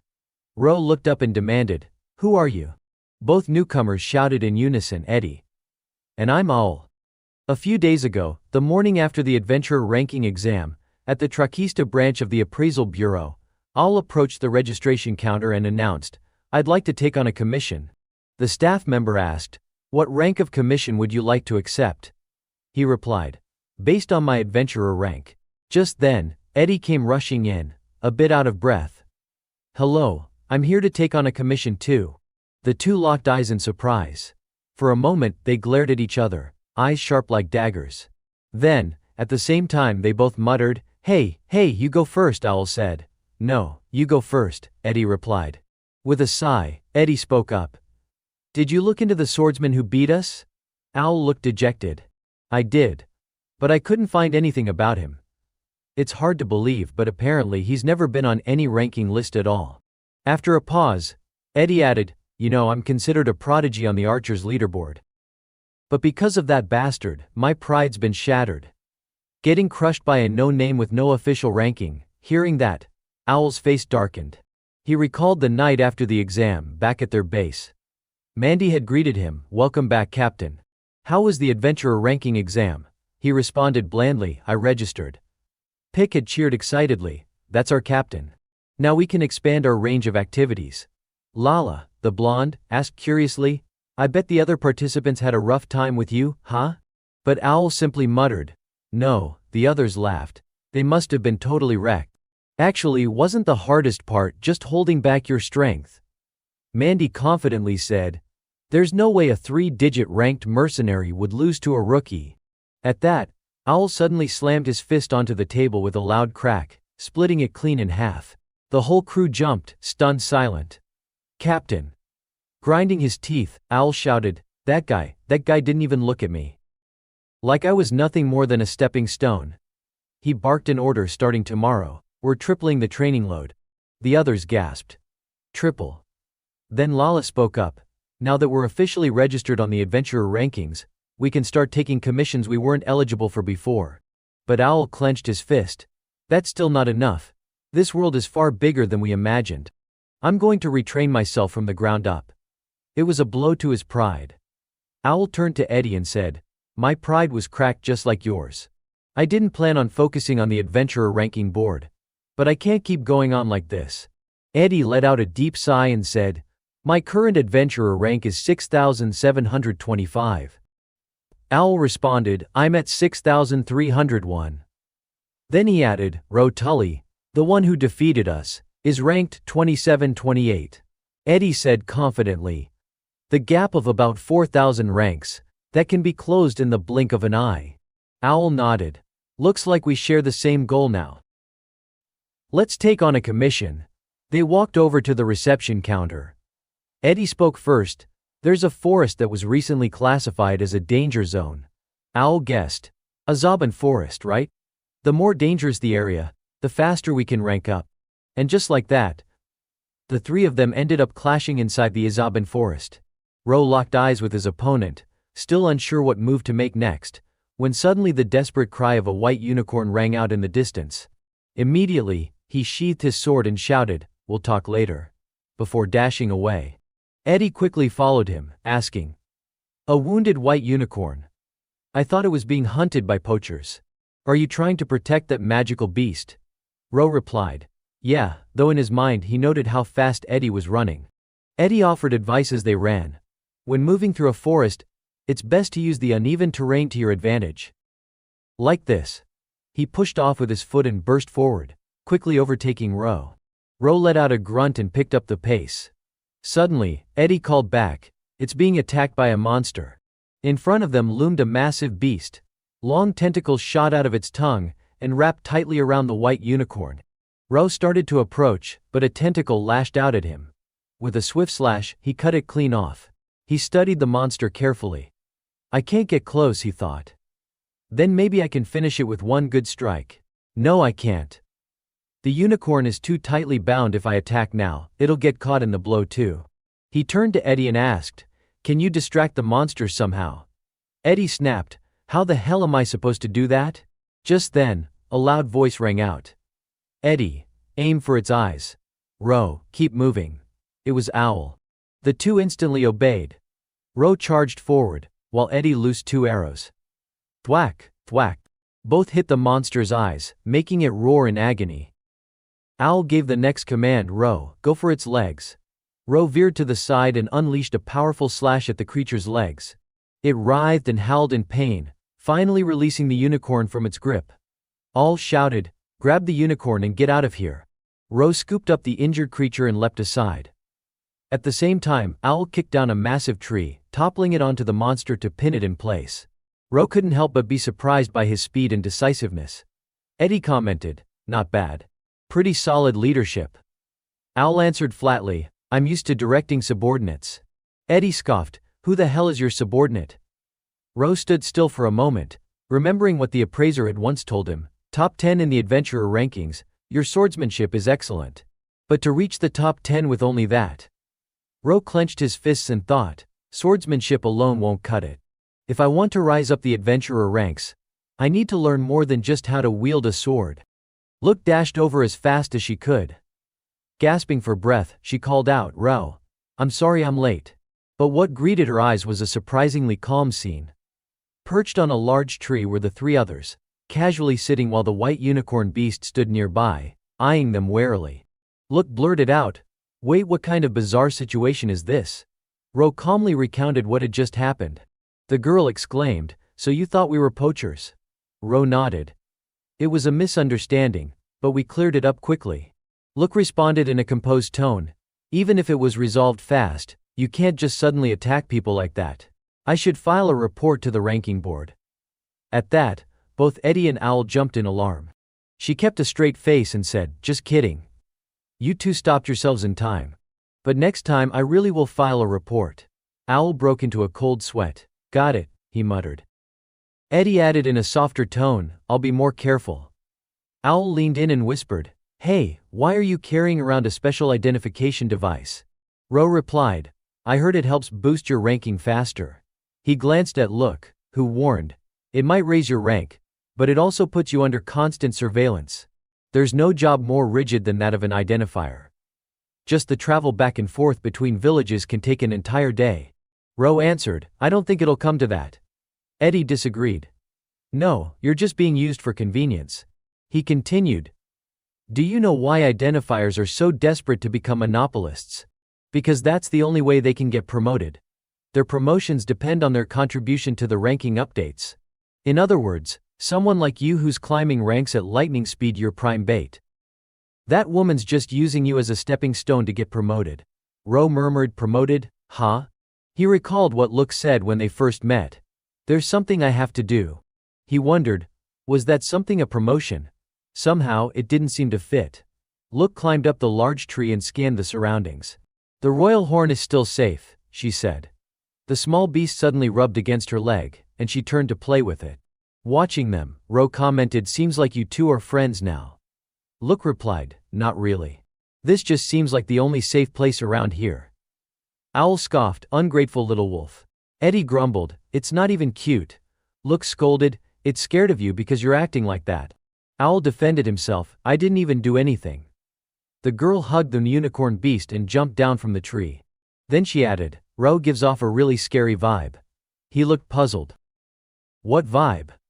Look turned to the creature lying flat under the tree and said, hey, I've been wondering this whole time. This beast, yep, it's definitely a Neulam. Owl gasped, a magical beast we've never seen before. Look sat down to examine it more closely. They usually live in colder regions, so I guess it makes sense. Still, it's never been discovered in the Azabon forest before. She pulled out her ranktel to input the data. Ro, go ahead and log the sighting. He agreed, let's do it. After logging the entry, Look asked, we're here on an ecological survey commission. What about you two? Owl hesitated. We, more or less the same kind of job. Eddie gave a sheepish laugh. Yeah, we got commissioned by the Evaluation Bureau. Look stared at them closely. A commission in Azabon Forest, that requires mercenaries and an archer. Suddenly, it clicked. I get it now. It's Ro's fault they're taking on adventurer-ranked commissions, isn't it? She stood up, pretending to pet the unicorn beast. Ro, you need to wake up too. She suddenly said. Oh right, Ro. I have some good news. Your sword speed ranking just got updated. She held up her ranktel for him to see. That Kensiru Ryu technique you used was insanely fast. I submitted a request, and it got approved. Look, Ro Tully, adventurer rank, 2728. Sword speed ranking, 26. Ro was genuinely shocked. From 58 to 26. Look beamed, all the ones above you are masters of high-speed sword draws. Pretty exciting, right?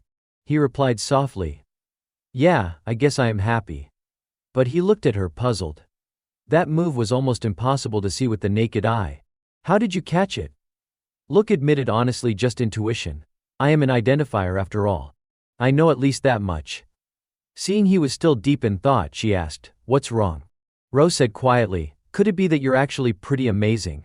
She lowered her head, then burst out laughing. You only just realized that now.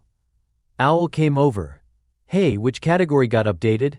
Eddie added, yeah, I'm curious too. Look asked Ro, can we take a look? He nodded casually. Sure. Owl leaned over to check the screen, and his expression instantly hardened. This bastard's the one who beat the crap out of me. Eddie glanced at it too, but quickly lost interest.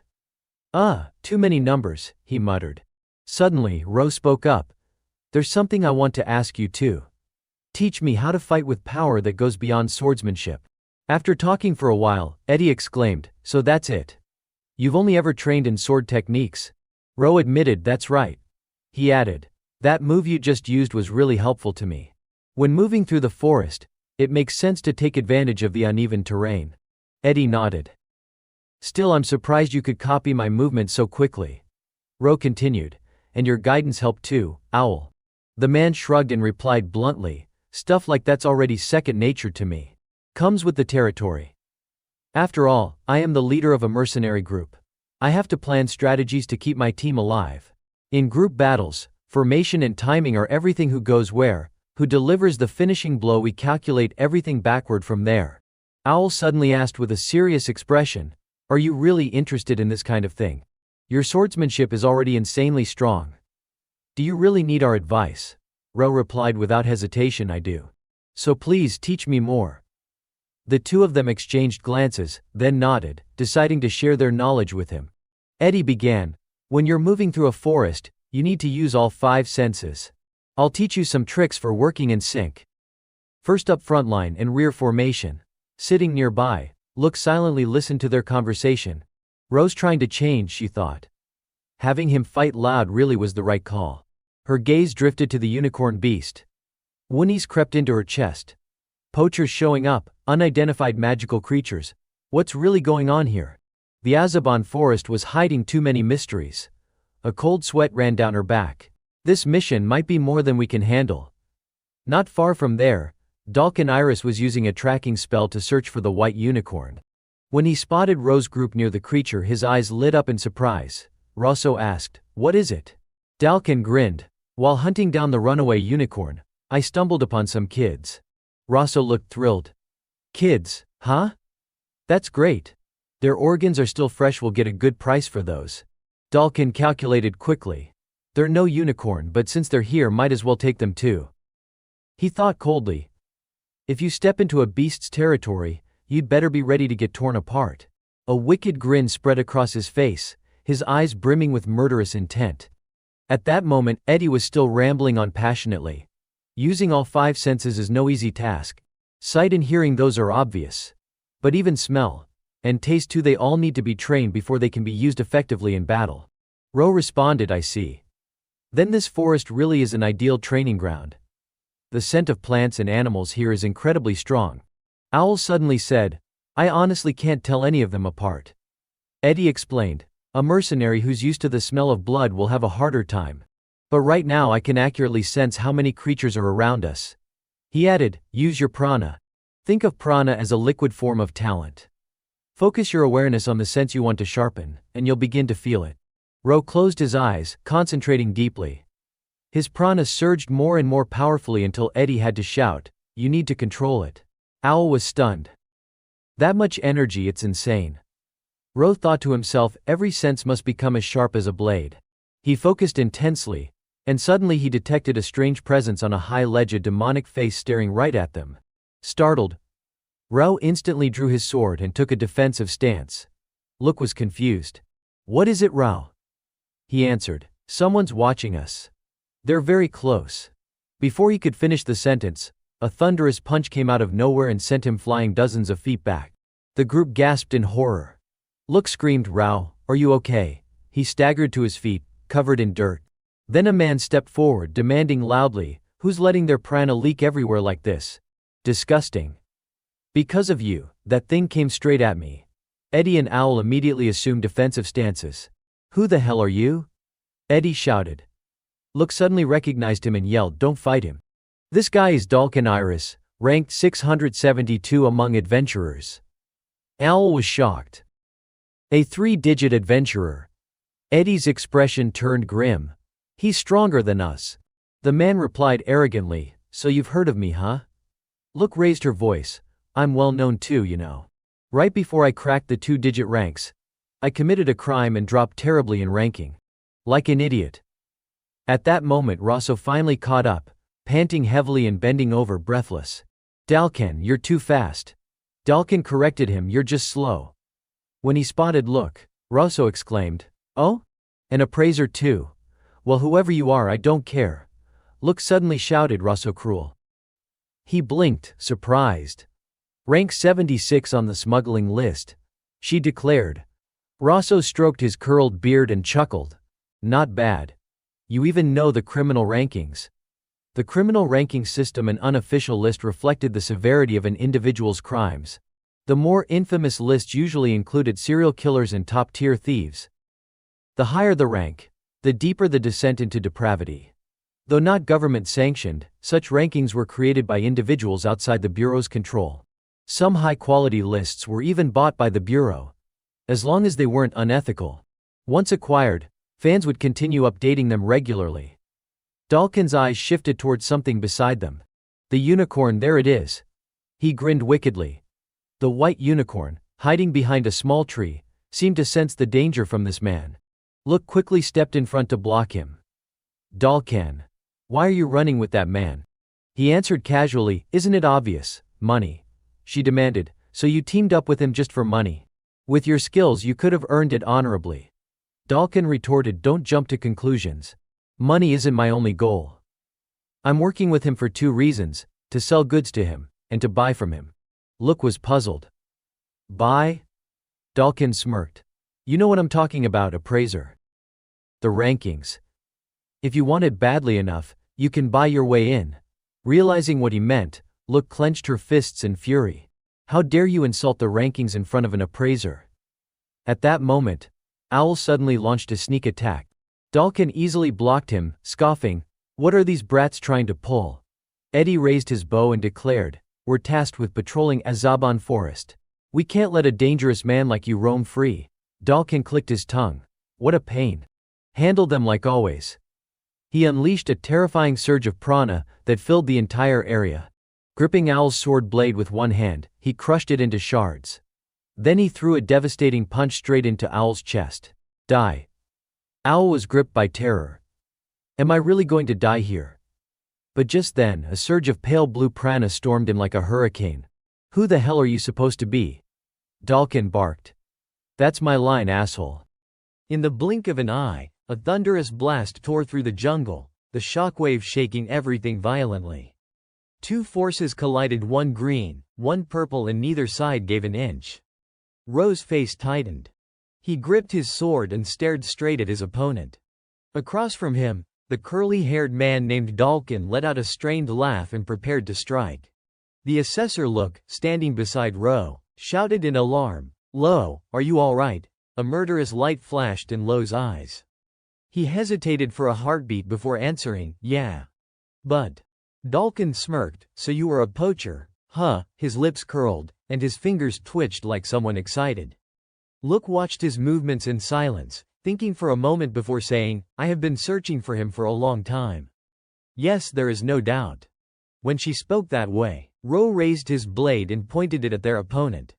This move was Island Gale, a single green slash aimed straight at Dalkin. Before Dalkin could dodge, a horrible explosion boomed. Faint chains that had bound him were suddenly shredded as he summoned strength to cut them free, then roared, that kid's using prana. Ro frowned and fell silent, concluding, stubborn, my attack did not land. Immediately he remembered the time he would climbed a cliff with an older man who warned him, Lo, be careful when you meet someone who can use prana. You are a special case. Normally, only those who reach mastery in a field awaken prana. As a boy, Ro had looked up at that cliff and asked, a master? The man's face had gone very serious. His voice hoarse as he explained, whether it is the sword, a weapon, anything you can awaken latent power through deep, wholehearted study. That is prana. Then, before Ro's eyes, the man had hauled himself up the sheer rock face. He planted his foot on the summit, slapped his hand down with a sharp sound. Ro looked up at him on that high peak, the sunset pouring out behind him. The man had raised his hand and said in a low voice, they very well might be masters in a field. Ro's face had been full of doubt and confusion as he clutched his cold, sharp sword. Suddenly, Look at the edge of the clearing hurriedly warned him again, Lo, watch out, Dalkin's ranked 12th in boxing. Ro glanced at her and muttered, rank 12. She scrolled on her phone and spoke in a low voice, listing off more stats. He is ranked 4th in beast taming, 19th for raw arm strength, and 7th in weightlifting. As she finished, Look went pale. Then she raised her voice, his strength is world class, do not get near him. Without Ro noticing when he would moved, Dalkin had drawn close to her and sneered, annoyed, spilling other people's data like that, if someone were taking notes right now, that'd be a pain. He added with relish, looks like I will crush you first. He planted himself beside a tree trunk and, using his magic, wrenched the root out. At that moment Look's face filled with fear and panic. Dalkin hoisted the uprooted trunk and aimed it straight at her. His expression was one of cruel satisfaction as he taunted, die. He threw the tree at Look while she was still stunned. Ro charged forward and stopped the trunk with his body. His expression hardened. He clenched his teeth and threw all his strength to hurl the log high into the air. The force of the throw knocked Ro back a long distance. Look looked down at him, voice trembling, low. He panted as he rose, his gaze ice cold and fixed ahead. Just then, someone watching them both murmured, puzzled, huh? The man stood beside curly-haired Dalkin Rosso, one of the smugglers. Stroking his beard, he grinned slyly and said, Dalkin, seize him. He will fetch a high price. Dalkin's face brightened with greed. If you say so, then it must be true. I will capture him just as planned. If he is still alive. Suddenly, from a high branch, a boy observed their movements. He notched an arrow and muttered, better not forget about us. Dalkin heard the high twang of bowstrings as arrows began to fly in rapid succession. He turned his face and sneered, glancing over as he used the strength in his arm now fully suffused with prana to stop the incoming arrows. His expression brimmed with exhilaration as he stared at the boy and asked, irritated, are you worth remembering? Under that cold gaze Eddie shivered and froze where he stood. Suddenly another man appeared. He hurriedly tossed a bomb at the two of them, and Dalkin glanced back, puzzled. This man was the leader of the Scarlet Hounds, called Owl. His face remained unnervingly composed. Push him back now, he urged. Through the drifting black smoke, Dalkin shouted angrily, do not toy with me, I will wipe you out. He slammed a heavy palm toward Owl, cracking the surroundings. Rosso, nearby, flinched and stepped back. Explosions rolled out, and flocks of birds took frantic flight. When the smoke cleared, Dalkin frowned in confusion, looking around at the wreckage and growled, they got away. Rosso brushed off his coat as he walked and warned, Dalkin, that was too dangerous. Dalkin taunted, what if you would died, with a mocking tone. In an instant, people from the heroes group scattered and fled. Owl carried Look on his back and shot Eddie an approving glance. Impressive, you understood my meaning, he said. The boy, running, answered, you can't beat him with brute force. I think the best move is to get everyone out. Ro stayed close to the front of the retreat, holding the white Qilin and running without reply. He brooded over Look's words. That man was ranked 672 on the adventurer list. How could someone that strong be down at 600? Ro hugged the Qilin to his chest and took a steadying breath. Suddenly the Qilin stamped the ground and let out a low growl. King. Ro stopped and faced it, apologizing quietly, but the creature issued another warning snarl. They halted well away from the forest. Owl gently set Look down on his back and said, we have made it this far. We should be safe now. Look fixed Ro with a serious look and warned, Lo, there is still one more thing to do. Rosso, cruel, relentless, added, you must capture him. Ro's face filled with doubt and confusion as he repeated the words, Russo cruel. That bearded fellow, the two of them imagined the blonde-haired name. Look nodded, the one with the beard. Innocently, he looked at her and asked, why do we have to capture him? After a moment, the girl fumbled and did not answer. Look lowered her eyes and said sadly, because of my own objective. Seeing her like that, Ro fell silent. At that moment, Owl cut through his thoughts with a cool, clipped voice. I do not know what she means, but should not we decide what to do next? Look glanced at him, flustered, and admitted, you are right. She adjusted her hat and, in a softer voice, apologized, sorry, Lo, I was too hasty. Rao continued to watch her but did not reply. Immediately Owl banished the awkward atmosphere and gave his opinion. As I said before, our mission is to patrol the Azavan forest. Eddie looked up at him and replied, I have reported this already. Owl continued, if we are going to keep tracking those two. Look's expression returned to normal and she reminded them gently, as an official agent, I will be blunt, the two of you do not stand a chance against them. Owl folded his arms and hesitated, I know. That is why we will only observe. The two of them kept talking. Once we expose their crimes we will report to the Bureau and let them handle the rest. Still, it is dangerous. That is exactly why we are doing this, Eddie said. I am ranked 6,000 among adventurers, he added, making Eddie jump and stare at Owl in irritation. Owl calmly shifted to strategy. What if we actually pull this off? Seeing that he was not heeding her warning, Look touched her hat and sighed, you are admirable. Truly. A moment later she spoke seriously, with stealth and tracking scores high enough. Plus the fact this forest ranks 48th on the danger list. Depending on how reliable the intel is, you could climb at least 1,000 ranks. Owl smiled thinly, pleased. Eddie, beside him, burst out excitedly, now I have got motivation. Look put her hands on her hips and warned the two of them sternly, just do not do anything reckless. They nodded in agreement. All right, like I said, we won't engage. I do not intend to be reckless. What about you two? She asked, glancing at Ro. He fell silent for a moment, then told them, we want to take the royal horn somewhere safe.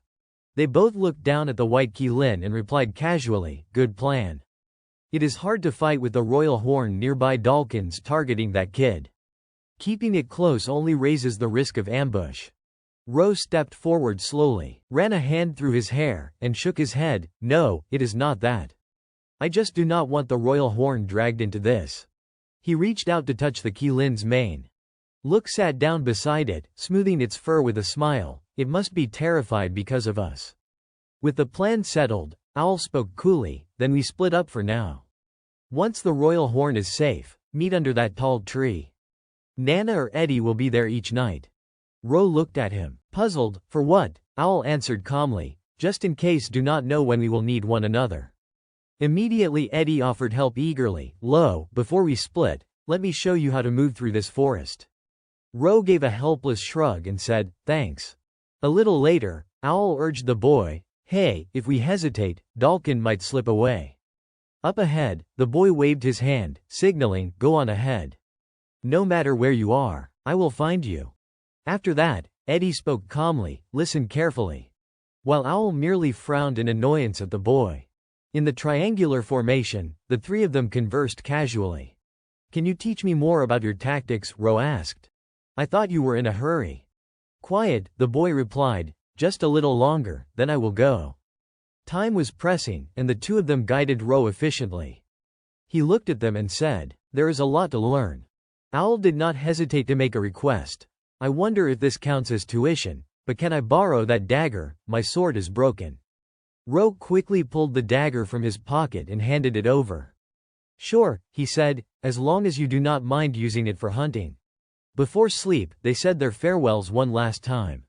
Practice visualizing a bit, it will greatly improve your success rate. Do it once a day, remember. Ro nodded, thanks, both of you. By then, Look had become close to the white Qilin. She looked at Ro and smiled softly, then let us get the royal horn somewhere safe. Finally, they could resume the ecological survey they had been assigned. Dalkin remained a concern, but it was their responsibility to complete the mission. You understand what I mean, right, Lo? Ro looked at her emotionlessly and nodded. Seeing his calm face, Look repeated seriously, are you sure? Ro gave a non-committal, Ro then spoke gravely, I trust Owl and Eddie. If it is them, they will get it done. Honestly, they might even be better than me. Look, hearing this, agreed, their skills are truly impressive. As you said, we can trust them. Suddenly, she raised a finger and proposed, I have an idea. Why do not we try to find the royal horn's home during the survey? I have wondered where it came from. There might be more of its kind out there. If the place seems safe, we could even let it stay. Ro looked down at Look thoughtfully and asked, but how do we find it? She touched the Qilin's mane excitedly, we just ask it. Hey, little one, where do you want to go? A moment later, it seemed to sense something. With a low growl, it darted in a direction. Look noticed and said, that looks like the way. The two followed the Qilin closely, whispering, really, let us trust its instinct, it knows its way home. Look's eyes were filled with confidence. It was scared before, she said firmly, if it were just a kid, of course it would want to go home. Ro gazed ahead, hesitating, sounds reasonable. Suddenly, Look pointed to a creature perched in a tree and shouted excitedly. Another unidentified animal, Lo, take note. Ro quickly retrieved his notebook and replied, got it. He sketched the monkey's face and thought to himself, like this, right. Then Look pointed at a deer. Lo, another one. He looked up and replied nonchalantly. She grumbled, you do not have to respond to every single one. There is one over there, he said calmly.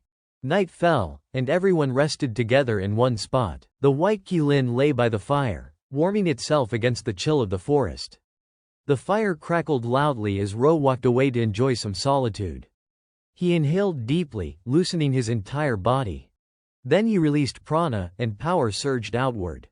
Suddenly, Luke approached and called softly, "Lo." Ro glanced at her and replied, "Luke." She tossed her hair over her shoulders and asked in surprise, "Am I disturbing you?" He answered faintly, "No, I am just reviewing what Eddie taught me." So she was still awake. A moment later, Luke handed him a notebook and smiled. "I just looked over your report.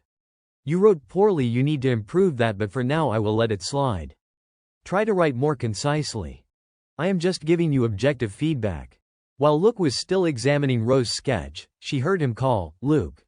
He spoke of wanting to capture Russo for his own objective, which startled Luke. His expression remained calm as he asked seriously, "Is that objective the thing you said you absolutely had to do?" The girl fidgeted with her fingers, uneasy, and murmured softly. Ro glanced at Luke and firmly said, "I will help you." She looked at him with doubt, "Huh?" As he walked, he reminded her, "Staying up this late.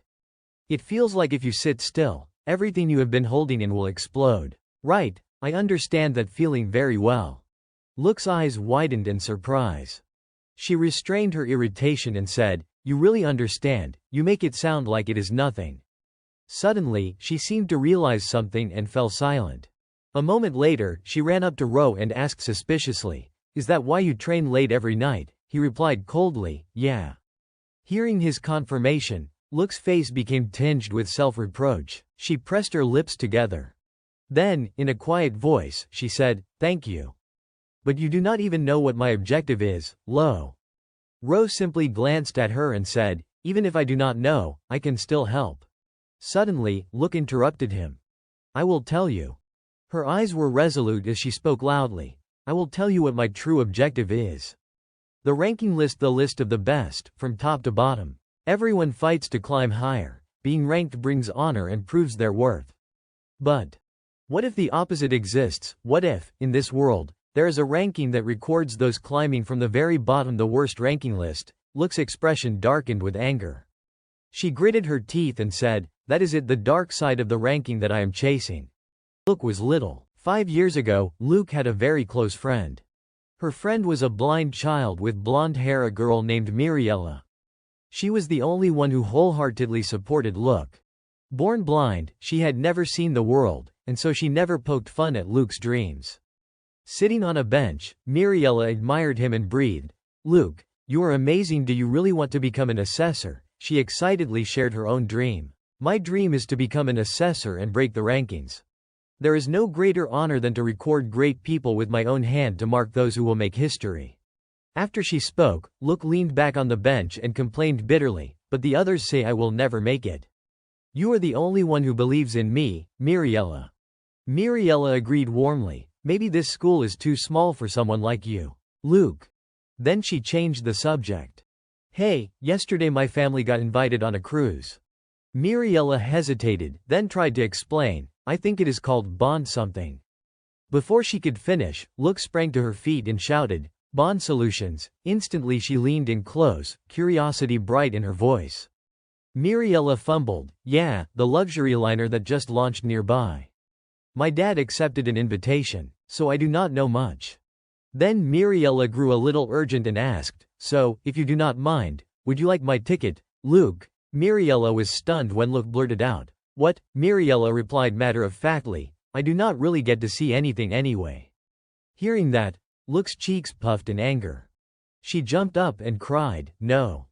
Turning to Miriella with determination, she said, "If I go, I want to go with you." Miriella hesitated, but before she could finish, Luke grabbed her hand. She swore earnestly, "I will hold your hand the whole trip." Touched, Miriella laughed and said, "Thank you, I will ask my father." Luke followed her home with a bright smile. Miriella did ask, and her mother gave up her ticket. Luke was able to board the Bond Solutions liner. The two of them held hands through the voyage. For Luke, who had always felt out of place at school because his dreams were so big, Miriella was his only friend. They exchanged sincere affection. Miriella and her family were grateful to Luke. But the voyage turned catastrophic. 2 days later, a disaster struck, an engine failure left the ship stranded, and it began sinking rapidly. In the control room, a crewman, panic in his voice, reported that more than half the lifeboats were damaged in the collision. If they were to evacuate everyone using the remaining boats, they would need to make 3 trips. The captain, composed, ordered all passengers to the deck. He pulled his hat down and announced gravely, "I will decide who boards the lifeboats." The crewman steadied himself and replied, "Understood, sir." The captain laid his hand on a book and muttered sadly, "There is no choice but to use it." A short while later, everyone was gathered on deck. The captain's voice rang out, "We will now announce the passenger list for the first lifeboat. If your name is called, please board immediately." Look tried to stay calm and comfort Miriella. "It will be fine, Miriella, I am here with you." The captain began reading names: Jack Brown, Lair Ames. A few seconds later, he called Miriella's name, Luke Emidia.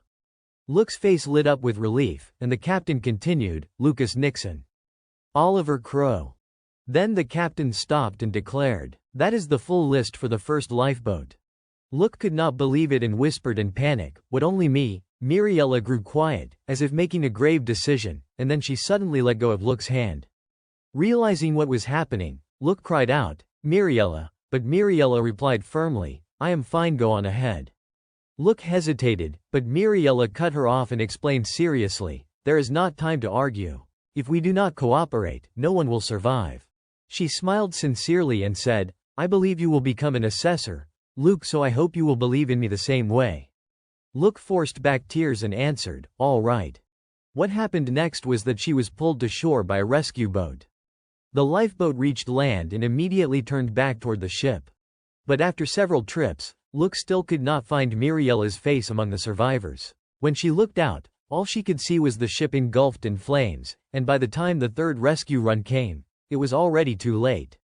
Luke collapsed to the deck and muttered, "No. No way." At that moment she overheard 2 crewmen talking nearby. "Lucky we did not go up there, we survived because of that." They chatted casually in front of the roaring fire, talking about how the lowest-ranked people get pushed aside. Luke crept closer and, disbelieving, demanded, "What do you mean by that?" She clenched her fists and, trying to hold back her anger, pressed them for an answer. "What do you mean by the worst ranks?" The 2 men panicked at once. "Kid, did you hear that?" She tightened her grip and, voice trembling with fury, shot back, "Listen to how you reacted. This is not something everyone should know, is it?" Then Luke fixed them with an icy stare and threatened, "Explain. If you do not, I will make sure this worst-ranking rumor spreads across this entire coast." One crewman relented and said, Okay, I will tell you, but do not tell the captain." As he spoke, hatred slowly filled her eyes. Back by the fire, Luke calmly explained what the worst ranking was. She spoke sadly, "It is a list that ranks people from the weakest upward socially, economically, physically, mentally, cataloging those who are deficient in every aspect." She buried her face in her knees and continued, "So you can tell at a glance who they are, understand?" Tully listened in silence and then said gravely, "It is used to decide who gets discarded when things go wrong." She only nodded somberly. Luke went on, voice heavy with bitterness, "Those who hold other people's lives in their hands use it. The captains of luxury liners, hospital directors, politicians, they use the list to decide whose life to prioritize." Then her tone hardened with resolve, "My goal is to erase that worst ranking from this world." Under the starry sky her voice rang with determination, "I will never forgive the system that killed Miriella. A ranking that pushes people into despair has no place in this world." Tully sat quietly and listened. Suddenly he asked, "I understand what the worst ranking is now, but how does that connect to Russo?" Luke calmly outlined her plan. Simply put, she wanted to use one criminal to take down another. She explained seriously, "The worst ranking is an unofficial chart like Russo being listed among unregistered criminals. If we capture Russo and use him to force answers about those unofficial rankings, we can get closer to whoever's behind the worst ranking list."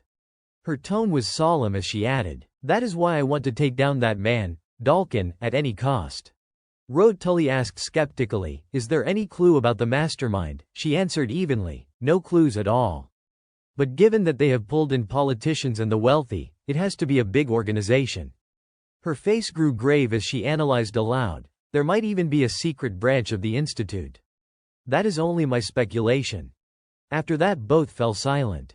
Then Rode Tully spoke up encouragingly. You must have had a hard time. He looked at her with gravity and admitted honestly, it must have hurt yet you never stopped. You are incredible, Luke. Luke froze, stunned. After a few seconds she almost whimpered, do not. She buried her face in her knees again and said, voice thick, if you say things like that now, I will cry. Ro honestly fell silent. Then he smiled gently. Suddenly Luke made a demand. Then you have to tell me yours, Lo. She looked up and, half playful, said, it is not fair if I am the only one who cries. Tell me your goal. Rode Tully did not hesitate. He agreed, all right. Then, teasing casually, he added, but I won't cry. Luke immediately shot back, no way, I will make you cry right here in my arms.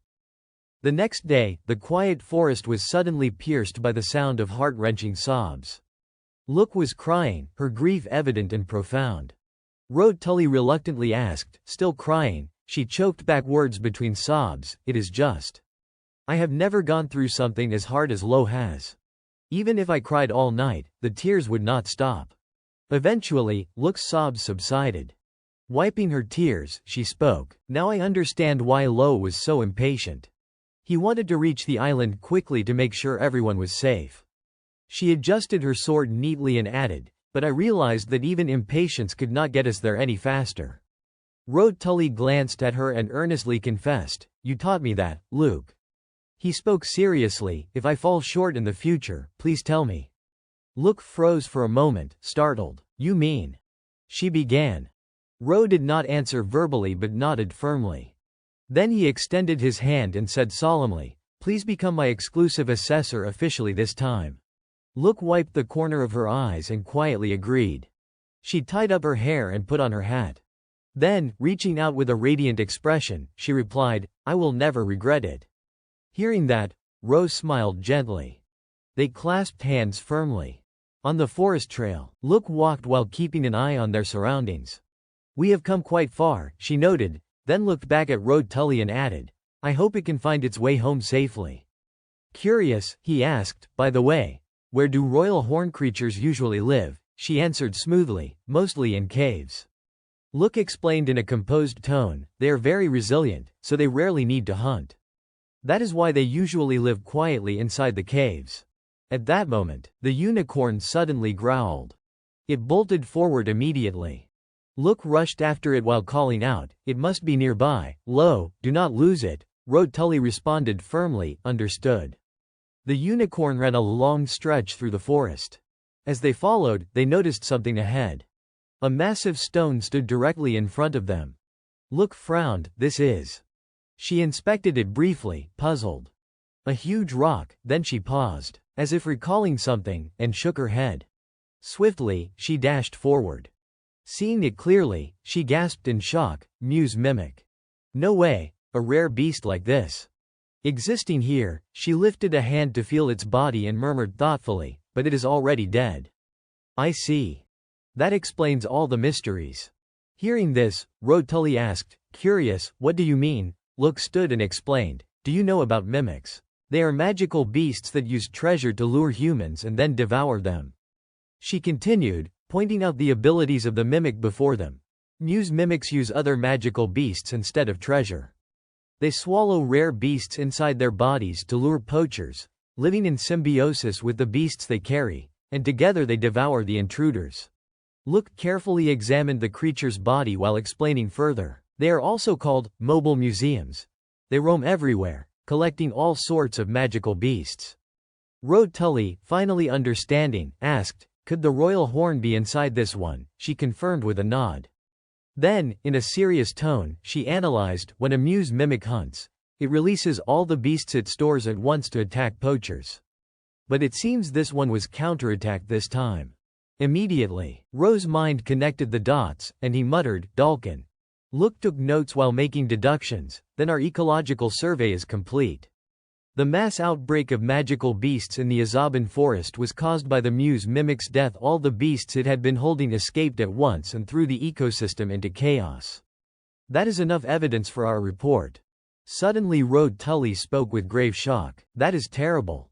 He eyed the wounds on the muse mimic and asked, Even those injuries were caused by poachers. Look glanced over the damage and shook her head. No, those marks likely appeared after it died, from other beasts feeding on it.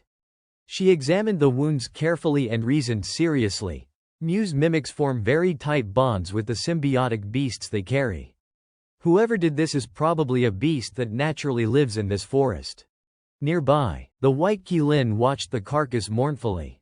Road Tully stepped closer, patted its flank as if to comfort it, and said quietly, "You have lost your home too." He added in a calm voice, "I know how that feels, like your heart's been torn apart." The Qilin stood there and listened. Look was affected by his words and called his name softly, low. Suddenly the ground trembled, shattering the somber air. A gigantic red beast was approaching from behind them. Look's expression hardened and she shouted, "That is the one we saw before." A brad orc burst onto the scene, roaring as it swung a massive strike. It slammed down toward the two of them, but Road Tully reacted swiftly, grabbing them and dodging aside. He planted himself between Look and the danger like a guardian. After that attack, the brad orc paused, then turned and seized the Muse mimic's corpse. In the next instant it greedily tore into the dead beast's flesh. Seeing this, Look cried out in horror, "It is eating it." Without warning, the white Qilin bolted forward. It leapt at the brad orc to attack. Look cried out, "No," but the red beast swatted the Qilin aside with a single blow, sending it skidding along the ground until it finally came to a stop. Still, the Qilin struggled to its feet again. Trembling but defiant, it fixed its wary gaze on the enemy and crouched into an attacking stance, ready to fight on. Road Tully suddenly stepped forward and drew his sword. "Wait right there," he ordered, pointing his blade at the brad orc. "I will take it down." At that moment a thought rang in his head. "You said there is a move you want to use but you keep failing with it. Right?" A memory flashed back to a conversation with Eddie Marmon. Eddie, hearing Ro's problem, had been pensive. "I do not know much about swordplay either. You use prana, right?" Ro had replied bluntly, "I think I fail because I can't control my prana." Eddie had brightened at that and declared confidently, "Then it is simple. I will teach you the prana control method passed down in the marksman family. You should pick it up quickly." Back in the present, Road Tully closed his eyes and concentrated on the technique. A heartbeat later he snapped his eyes open. With a hazy focus, Road Tully spoke aloud, "The prana control method." Eddie Marmon, hands on his hips, let out a sigh. "You roughly understand how to enhance your 5 senses, right? The next step is to use those senses to look inward." Road tilted his head slightly, peering into himself. He gestured with both hands, illustrating as if viewing himself from above, surveying his own body from his own head. His eyes gleamed with a hidden insight. "Try it, and you will notice something interesting," he said. Through Eddie Marmon's guidance, Ro's perception seemed unusually sharp, especially for someone like him, whose entire body pulsed with prana. The effect was strikingly pronounced. Returning to the present, he relaxed and closed his eyes, diving inward with his heightened senses. Before him stood the colossal brad orc, a mountain of a beast. Gradually, something began to take shape around him, emanating from his very being. Though his eyes were shut, he could perceive the source of his own power more clearly than ever. This was himself. Every movement felt like the pulse of his body, the chaotic flow of prana. The familiarity made it easy to acclimate. "I understand now. If it is like this." He opened his eyes, his pupils blazing, his vision locked onto the target. The brad orc, sensing the threat, turned to face him, but it was too late. The tip of his sword, fully charged, pointed directly at it. Cornered, it closed its eyes and lunged in a desperate strike. Ro gripped his sword tightly, whispering, "Middle path."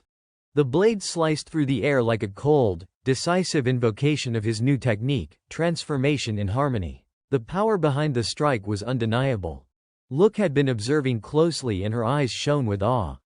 The second strike. It worked, but Ro shook his head.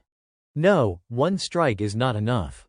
He continued to swing again and again, each motion faster and more ethereal than the last.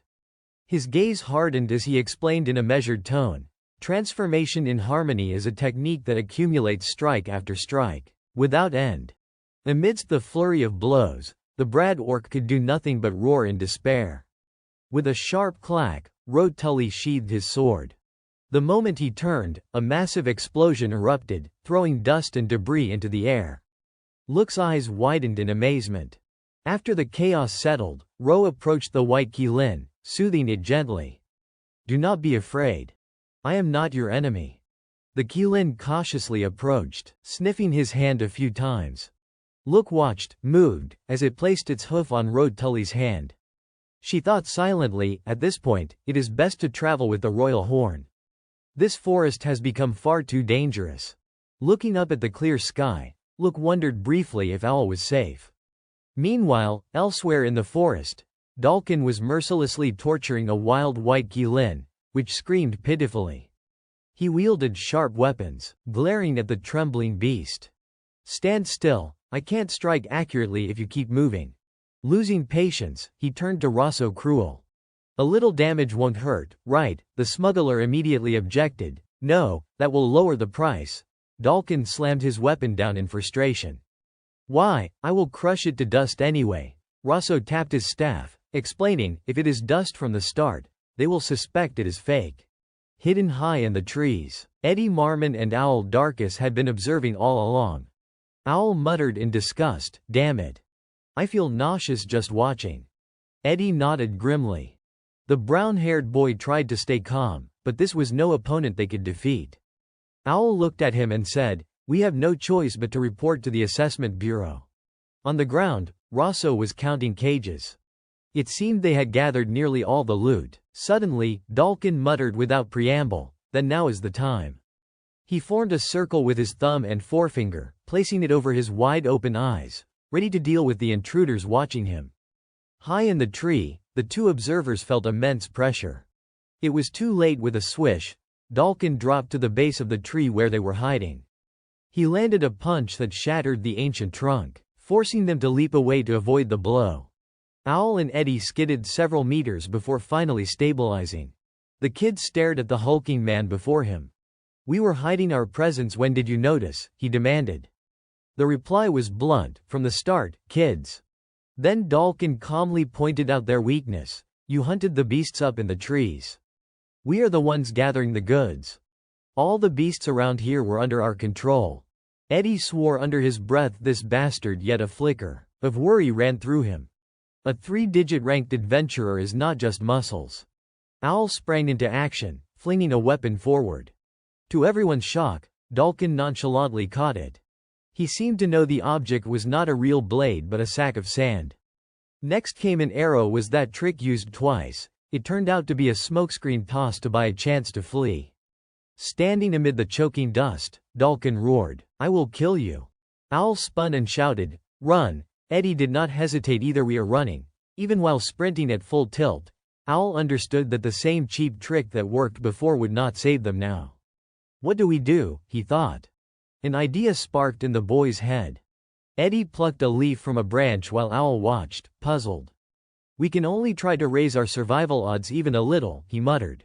Gritting his teeth until his fingertip bled, he smeared blood across the leaf. He then wrapped the bloodied leaf around an arrow. With a whoosh, the arrow streaked away on its flight. Both of them followed its path with their eyes. Eddie exhaled, "I did everything I could." They felt Dalkin close in. He exuded raw killing intent. "What, you still have not run?" he jeered. "Smart thinking. I know every contour of this terrain. I will kill you in one strike." Owl shot back, "Do not block my way." Eddie smirked, "That line should be mine." As he drew an arrow from his quiver, he whispered, "An archer only shows his true skill when there is cover. It is wrong to expect this to be like a test."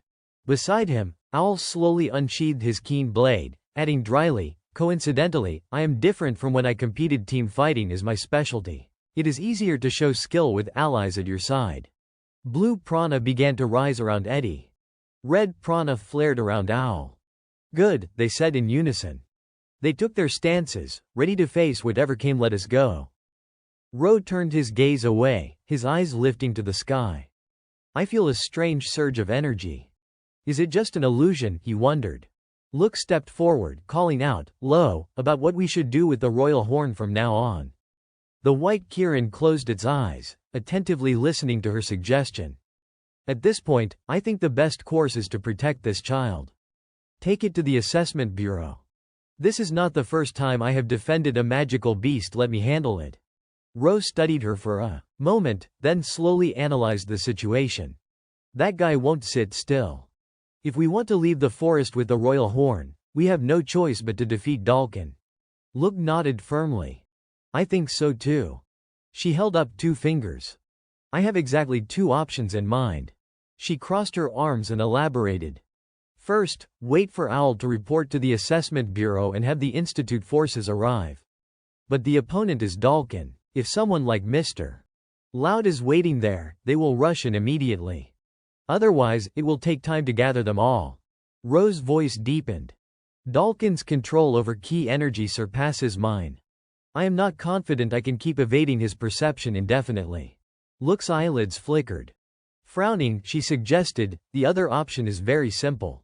Ro listened intently as energy began to ripple throughout the forest. Figures thundered forward. Dalkin thrust his massive hand out, astonished. What? Eddie and Owl activated their own ki, alert to his next words. You can use ki too, Dalkin asked, surprised. The energy radiating from the two was immense and stable. Not just potential, it was capability. Ro thought back, humans awaken ki by mastering a specific field, but without a trigger, it cannot be awakened. Owl had faced life and death situations, honing his combat intuition over years as a mercenary. He was adept at gauging enemy strength and had faced no real difficulty in recent years. Eddie, a genius archer born of a prestigious bloodline, commanded respect from all. No one dared challenge him. Together, they were like a living monument of success, yet neither had ever truly known failure. Until recently, that is, when they encountered an anomaly capable of wielding ki, Lo Tuli. Owl raised his sword, ready for battle. That alone was enough. Eddie drew an arrow to the string, prepared to awaken his energy. Owl surged forward at Dalkin, unstoppable. He dodged Owl's sword with razor precision. Dalkin's eyes gleamed with a sharp light as he swung a heavy fist toward his opponent. Owl slashed horizontally to intercept, and the collision between fist and blade sparked violently in midair. Owl's eyes flared as well. He had seen something. I see it now. This is the power of chi energy. Meanwhile, Eddie stood at a distance, bow raised, carefully watching their every move. He narrowed his eyes. I actually managed to use it once before, back in the forest, but this is the first time I can see its color. His pupils lit up with an electric blue glow. Now I can shoot with even greater precision, he thought. He released his arrow, activating his skill. Homing shot. Just as Dalkin dodged Owl's strike, he found himself in Eddie's line of fire. The arrow flew straight toward the back of his neck. His eyes locked on the incoming projectile. And he cursed. Damn it. He aimed right where I dodge. Channeling every ounce of chi energy within him, his entire body began to glow. The arrow clattered harmlessly to the ground. A small pouch spun through the air. Dalkin looked up just as it burst with a boom, a smoke bomb. Thick gray mist filled the area, forcing him to wince. He looked down again, startled, as another arrow shot toward him. His feet slid backward across the dirt as he traced the arrow's trajectory, then spotted Eddie perched on a nearby tree branch, staring down at him with fierce determination. Dalkin quickly calculated the situation. He can target anywhere I move. He climbed that tree at the same time he tricked me with that feint. Owl seized the opening, slashing again, but Dalkin backstepped narrowly out of range. He realized he was cornered. A coordinated team, archer sharing my position, swordsmen pressing me without pause, their timing is flawless. He glanced at Owl's cold, composed face. So that one's the brains, he muttered internally. Owl's fingers subtly shifted into a series of hand signs. Dalkin caught it immediately and smirked. Hand signals too, huh? If I had a little more time, I could crack their code. These bastards really are good at deception. Then he went silent. Suddenly, Dalkin reached up to rub the back of his neck. I give up, he said flatly. Dealing in monster trading brings too many headaches. Fighting new people is just a waste of energy. So I've only been toying around. His hand flared with a razor-sharp aura. Understand? The veins on his arm bulged, his chi radiating like blades. This isn't a difference that can be solved with brains alone, he seemed to convey. Don't underestimate us, Owl roared, charging forward. From above, Eddie released his bowstring. Dalkin tightened his stance, fists raised. Sword and arrow attacked in perfect sync, but Dalkin's chi burst outward, enveloping both weapons in its glow. He punched. Grip speed, rank 48. Owl jerked backward with a choked gasp. KH. Dalkin caught the tip of Owl's sword with his bare hand and lifted it effortlessly. Owl's eyes widened in disbelief as the man crushed the blade between his fingers. Grip strength, rank 19. He followed up with a vicious kick. Owl's body flew back and hit the ground hard, blood spraying from his lips. Owl, Eddie cried, horror in his voice. Dalkin turned, uprooting the very tree Eddie stood on. Weightlifting, rank 7. A system note flashed. Owl whispered faintly, Eddie? Dalkin rubbed his neck again, chuckling darkly, still clinging to life. Huh? Too bad, your organs are pulp. So I can't even sell you anymore. Raising his arm high, he bellowed, in that case, just die already. A streak of green light suddenly lashed across his arm, binding it tight. His eyes widened. Ro stepped forward, his tone cheerful. Thanks for the message on the arrow. Good thing I wasn't late. Owl whispered weakly to Eddie. As Dalkin scowled, you again, he hissed. Ro's expression turned solemn. The simplest method, final resolution. He leveled his sword toward Dalkin. Stance firm. I will be the one to defeat you. In that moment, their figures stood side by side. Ro Tully, Adventurer rank 2.728. Dalkin Iris, Adventurer rank 672. Rosso Cruel stared at the cages for a long moment, then said, Dalkin's late. He adjusted his spectacles and stared intently at the thing in his hands, wondering if the man was really struggling against a pair of kids. Rosso mulled over the young man he would seen. If a wildcard exists, it would be that brat. That prana of his. Indeed. Then, without warning, a mysterious smile spread across Rosso's face. Meanwhile, Ro faced Dalkin. The two exchanged razor-sharp looks. The air around them crackled, each man's presence pressing to overwhelm the other. Dalkin struck like lightning, hurling a fist at Ro that caught him off guard. A barrage of blows followed punches that carried terrifying physical force. With quick eyes, Ro raised his sword to parry the incoming fists, then used his leg to spring up into the air. Without wasting words, he brought his blade down in a devastating strike toward the Dalkin below. Ro closed quickly, his gaze full of killing intent.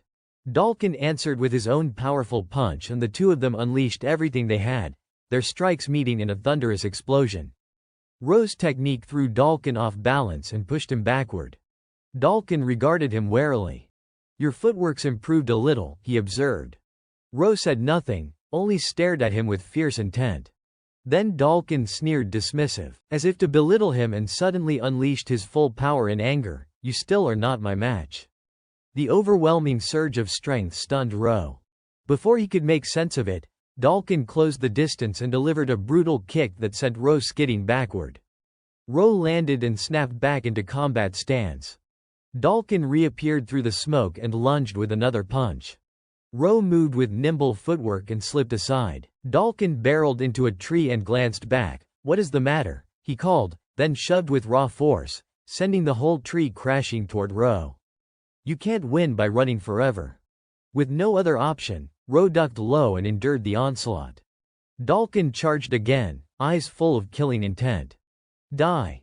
In that desperate moment, Ro remembered a single fact. Dalkin's adventurer ranking 672. He met the next strike with his sword, thinking, I have fought stronger opponents than him before. Do not underestimate the adventurer ranking. Under the opponent's overwhelming pressure, Ro steadied himself. Do not be afraid. Immediately a blue light shone from Ro's body. Dalkin froze, astonished. Ro seemed bolstered by newfound strength. Lightning flickered through his eyes as he surged forward. He landed a blow that struck home, and Dalkin seethed in fury. A prana trick. This brat is copying my moves, he snorted. Ro replied calmly, a technique? That is not even worthy of being called a technique. Dalkin, unable to accept the insult, swung his fist again.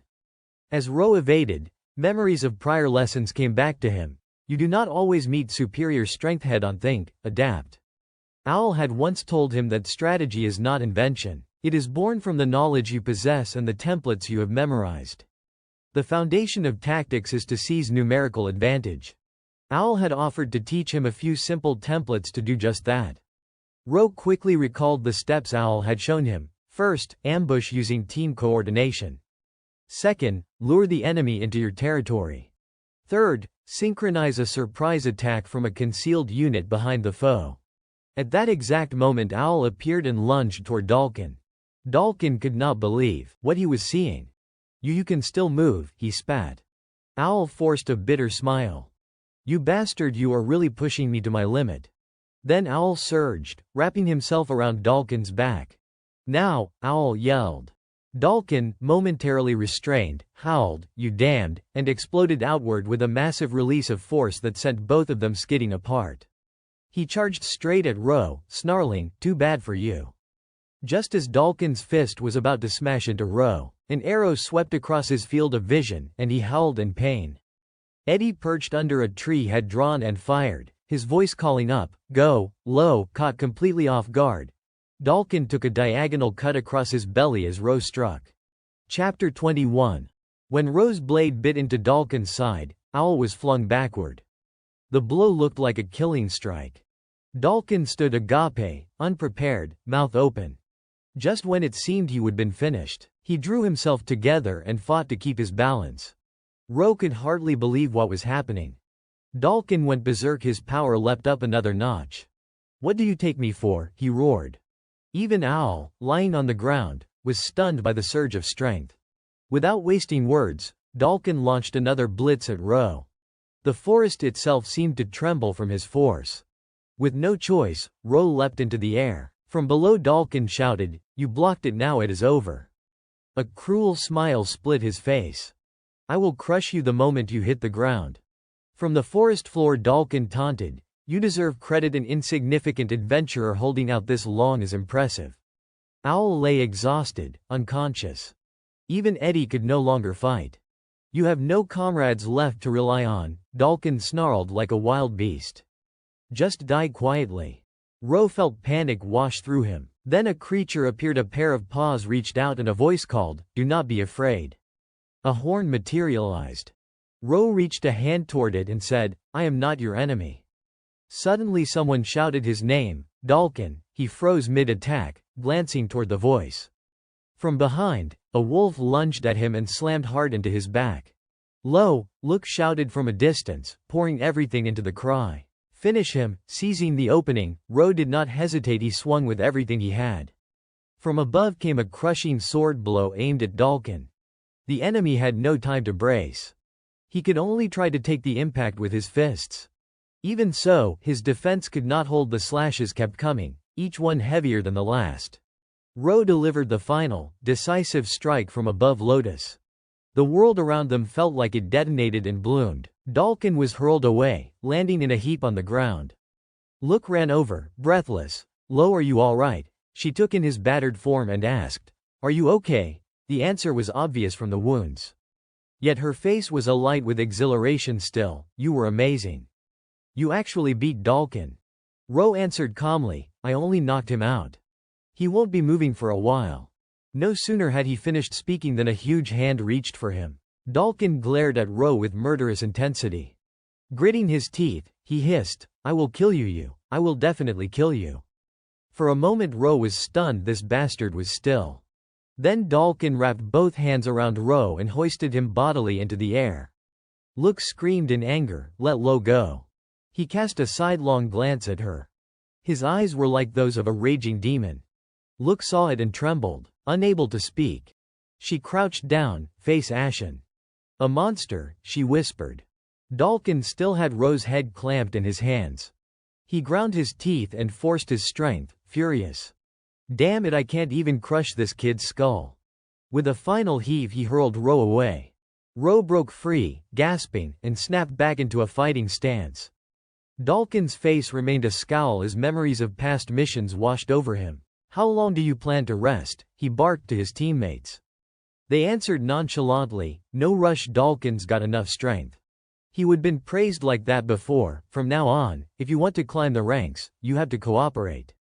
Keep pace with us. The look on Dalkin's face then had been one of smug satisfaction, and now, in the present, it returned. Suddenly he stalked forward and spat, "You and I are both pathetic." Then he wrapped his hand around Ro's throat. "I will squeeze the life out of you right here." Ro could not match the man's raw power. As the choke tightened and death seemed close, a fierce resolve flared in Ro's head. "I can't die here. Not like this. I won't die." He dug his fingers into Dalkin's hand with everything he had. At that instant a flash, only the briefest image, flitted through his mind. A girl with long black hair. Then, once more, Ro's body erupted in a blinding surge of light, leaving Dalkin stunned.